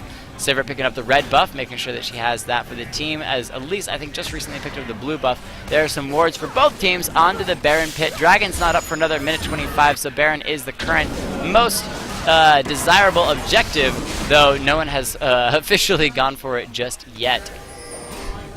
Sweeping lenses down, making sure they cleared the wards left and right. 5 members of red team hanging around here, but 5 members of blue are just around the corner. They're going to keep clearing these wards, make sure they have as much vision as possible. There's a ward for Elise. The jump from Volibear. Elise has got to come down at some point. She is going to come down on the back line and get immediately destroyed. And there's the Cyclone. 3 members of blue team. Best Friend Sword on the run. Are they going to be able to make it out? Sivir trying to do as much as he can, but Riker leaping in. T-Spun with the shield. Is he going to be able to survive that one? No, he's not. The Zanya is from Karthus. However, he does go down. Diana with the Q finishes him off from a distance. There's the flash from Oh No. He puts the shield on, escapes the damage from the rockets from Jinx, and it looks like Sivir and Wukong are still being chased around. The Super Mega Death Rocket, I think, hit Diana in the back, but didn't do all that much damage because she was very close. Wukong wants this Sivir. Is he going to get the Sivir? Is he going to get the Sivir? Is he? No, he's not going to get the Sivir. He backs off of that one, realizing he wasn't going to be able to reach her backstop. However, Jinx is going to shred this tower in no time whatsoever with Volibear there for the tanking of it. And then red team backing off. He's going to be happy with yet another dragon, or with another tower, but they'll also get another dragon here in just a moment if they head there, as dragon is up in 1 second. And there's that ping for dragon. 4 members of red team, all jungle, collapsing in on this dragon, and that'll be the 2nd dragon of the game, tying the dragons up in their favor, but they're almost 10,000 gold in the lead. After this dragon they will be, and that puts them at a massive advantage. Blue team, Best Friend Sword, is doing well, is able to hang in there of sorts, but they are continuing to lose team fights. It is only a matter of time before they lose one big enough that they lose an inhibitor and then the game. They could go for Baron right now, and they might be able to get it with Sivir, but instead they're going to focus this top tower. Wukong headed up there, Diana as well. They want to make sure blue team, Best Friend Sword, wants to make sure they get this tower done as fast as possible, but there they go. They do get that tower turret finally. The 3rd turret of the game. All of the exterior turrets. To be fair, red team all jungle doesn't actually have all that many turrets, but they do have lots of kills and a ton of gold. Kaizu, going in onto Karthus. Can she finish off Karthus before he's done his? No, she can't. and he gets instantly taken out. Should have expected that. Zanya's and Karthus also had a shield afterwards. Oh no, it's Lu running away now from the Wukong. The speed boost with the ultimate from Sivir being used defensively, not aggressively, as she makes her way back towards the tower. Going ahead and recalling, but the rest of Red Team is moving in. Nope, they're going to instead grab the Baron, feeling very confident and safe about it. There are wards here from Blue Team, so they are going to make their way up here. However, how much are they actually going to be able to do has yet to be seen. Fallen Hero now jumping onto T-Spun. There's the teleport in for the rest of Red Team. Kali maybe going to go down here, followed by the Cyclone onto Elise. Is, oh no, going to go down. Riker the Striker looking for that one, as Fallen Hero continues to chase down the Nautilus. Tank for tank, the big D91. Turning on to Karthus, gets him down, flashes up to the side to avoid the Karthus extra damage. However, Volibear is really strong, 14-3. Maybe I'll take her down, and does with the final bite, finishing off the Spider. Diana was able to escape, as well as Rumble. Both of them going to be able to get out of that one. However, it means that neither of those two, Wukong or Volibear, are going to have the damage nor the power to be able to take down Baron by themselves, so they're going to need the rest of the team, which means Baron will chill for a while longer. He may go this whole game without dying at this point. We'll see. 34 minutes into the game. Both teams very, very strong, but all jungle obviously in the lead with about 11,000 gold, doing quite well for themselves. Diana, please. Jake, you need to know how it's going. Oh, yes, I saw that by Lucky Friday 13. Don't ignore your friend.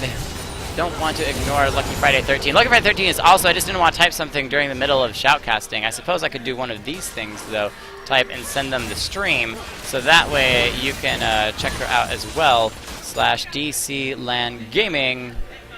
There we go. And now she can join the fun on top of everything. So Red Team has a Scuttlebug, Blue Team poking around, just throwing down some wards, making sure they can see the Baron. They know that the Baron isn't gone just yet. Red Team now all jungle, clearing the jungle out, the thing they're well known for because of their title. Fallen Hero up to 4,000 health. He actually breaks up to 4,000 health and has a little bit more than that when he has all of his health, which is just an insane amount. And yet he still kills people. 15, 3, and 15. That's what I meant when I said in the early game that Volibear was going to be huge. And now moving in, throwing the Rumble back. Rumble might be going down here, which is no problem for Jinx. That Gatling gun just firing away. AP English Lit picking that one. No, not English Lit. Pixie Mage picking that one up, though. AP English Lit did most of the damage too. Moving in, Volibear looking for a charge. At least just going to leap in the air just not to get hit and avoid the throwback from the Volibear. But now he's ulting in. Will they be able to get in? Diana getting a little bit of vision on him. The snare going down. Cocoon from Elise. Not going to be able to finish them off. Rest of the team now moving in, doing things. Blue Team defending the mid lane, making sure that the wave doesn't get pushed too hard. Still trying to defend their inhibitor turrets. They don't want those to go down. Once their base is open, it's going to be very, very easy for the rest of the team, especially a Jinx, to walk right through it. So the carries not being your usual typical Karthus or Jinx, instead being this Wukong and Volibear combination, which is not really, really good for Best Friend Sword at all, considering that they're going to have an even harder time taking down these champions. T-Spun now trying to defend the tower. Big D91 here as well, but that tower is going to go down. Jinx confirms it no matter what. The flash just to avoid the throwback from Volibear. Wukong underneath the tower looking for just damage on the tower, I think. He's not even worried about kills. However, he's going to get a little bit of damage onto Rumble there as the minions finally get finished off. Fallen Hero, does he want to dive? Does he not? Looks like he's going to back off from that one and allow AP English Lit to back as well. She does have red buff, which makes her very happy. Infinity Edge, Phantom Dancer, and Last Whisperer, so dealing with some of the tank on Blue Team's side. However, Sivir, in a similar boat, has the Infinity Edge, Static Shiv, and Last Whisperer herself. However, Diana now finishes off one tower. That is going to be Baron being started by Red Team. They might be able to finish it off. Diana actually jumps to Nami just to then flash off to the side. Try to avoid being killed by this 12 and 4 Wukong. And that's going to be Baron Nashor. The flash from Wukong as he does insane amounts of damage. There's a hook from Nautilus. However, he may have bitten off more than he can chew and just backs off of that one. Deals good damage with the help of Elise onto Wukong, but not going to be enough. A great Cocoon to stop the charge from Volibear as the rest for the other 4 members of Blue Team, Best Friend Sword, huddle around their inhibitor turret in the middle. Any fight could determine the game at this point. Fallen Hero just throwing a paw out to help out Jinx grab the red buff from the enemy team's jungle so it gets refreshed. Headed towards the bottom lane. Wukong was just here pushing, so they know that they have a lot of push on their side of things. Blue team going through and methodically clearing all of these super baroned minions as red team backs off just in time for dragon in 3, 2, 1. That dragon is not going to be lasting all that long, especially with a jinx moving in. It's going to be gone quite quickly and keep another dragon out of the hands of blue team.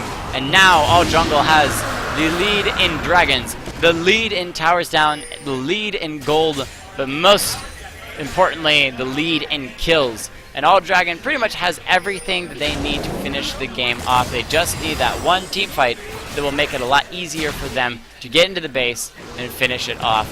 Volibear charging in, looking for somebody to throw back to the rest of his team. Not going to find it, at least jumping into the air. Just going to jump right back down. Flames Chopper not grabbing her. Good try, though, from that Jinx. The rest of the team moving in. They have the Baron buff. There's that tidal wave. Going to be pushing people away from the tower. The flash toss onto the Rumble. There's the ultimate as well. Is anyone going to go down in this? It looks like everyone is. Guard the Zanies at the last possible second. That's going to be Diana being finished off as well. Rugged the Striker finishing on people left and right, but he is very low health. The ultimate from Karthus. Oh my goodness! And Fallen Hero and Shumi, the last two alive. Ace for red team over to blue team. And now you have a very, very fed Volibear just slamming away. 40 seconds on most of these blue team members moving in. Are they going to just continue on, or are they going to back off? It looks like they're going to continue on at least for one more turret. Rumble, the first one up, is not up for another 10 seconds at least. And they still have plenty of time to take out the base. Are they going to go in straight? There we go, trying to get the Baron buff on the minions, letting the minions tank so they don't have to. And this might be the end of the game. Rumble is up and alive. Fallen Hero now turning on to the Nexus. Can he survive long enough? It looks like Rumble's damage is not going to be quite there, even with the help of Karthus. And so Fallen Hero does get pulled, but one more hit to finish it off, and that's going to be the end of the semifinals.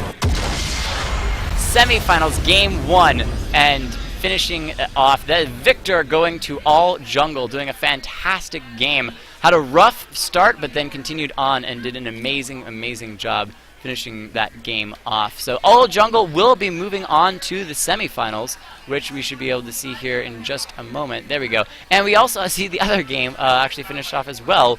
Where is that screen? There we go. Whoop. There, I can see that. So all jungle versus Dank Memes. Dank Memes has won their semifinals as well. So we'll be moving. Are we doing a for third place match or not? Are we doing for third place or no? Are we playing for a third place? Are we playing the bronze match? Okay, are we doing that first before the finals? No, I don't think so. I think we're doing it At the same time. Okay, so we'll just start the finals then. I don't know. It's not on the table here. You get one behind the tower. We're having slowness. So, Oh, like lag? yeah, off the Twitch side. So. Is it Twitch or is it the computer? Because if it's the computer, I might be able to close some things. No, I don't think it's upstream.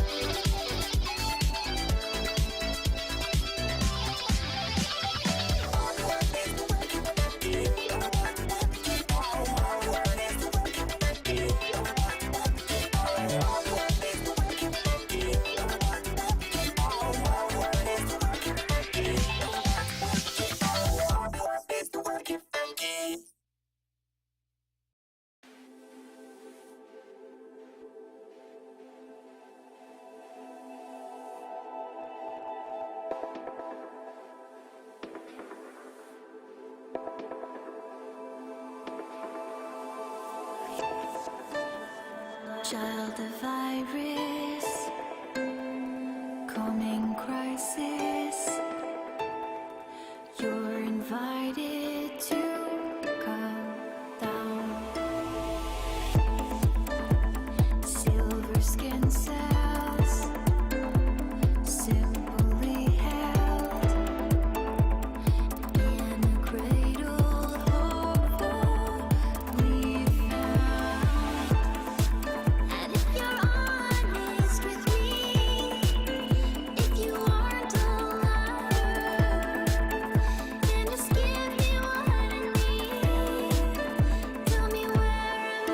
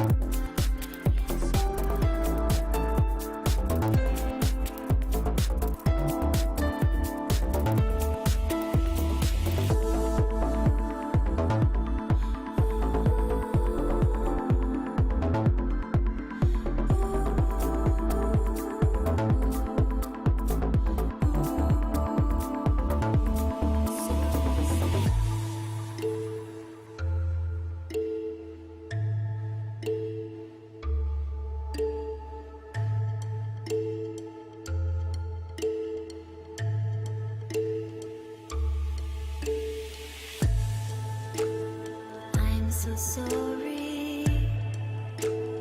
That's my story.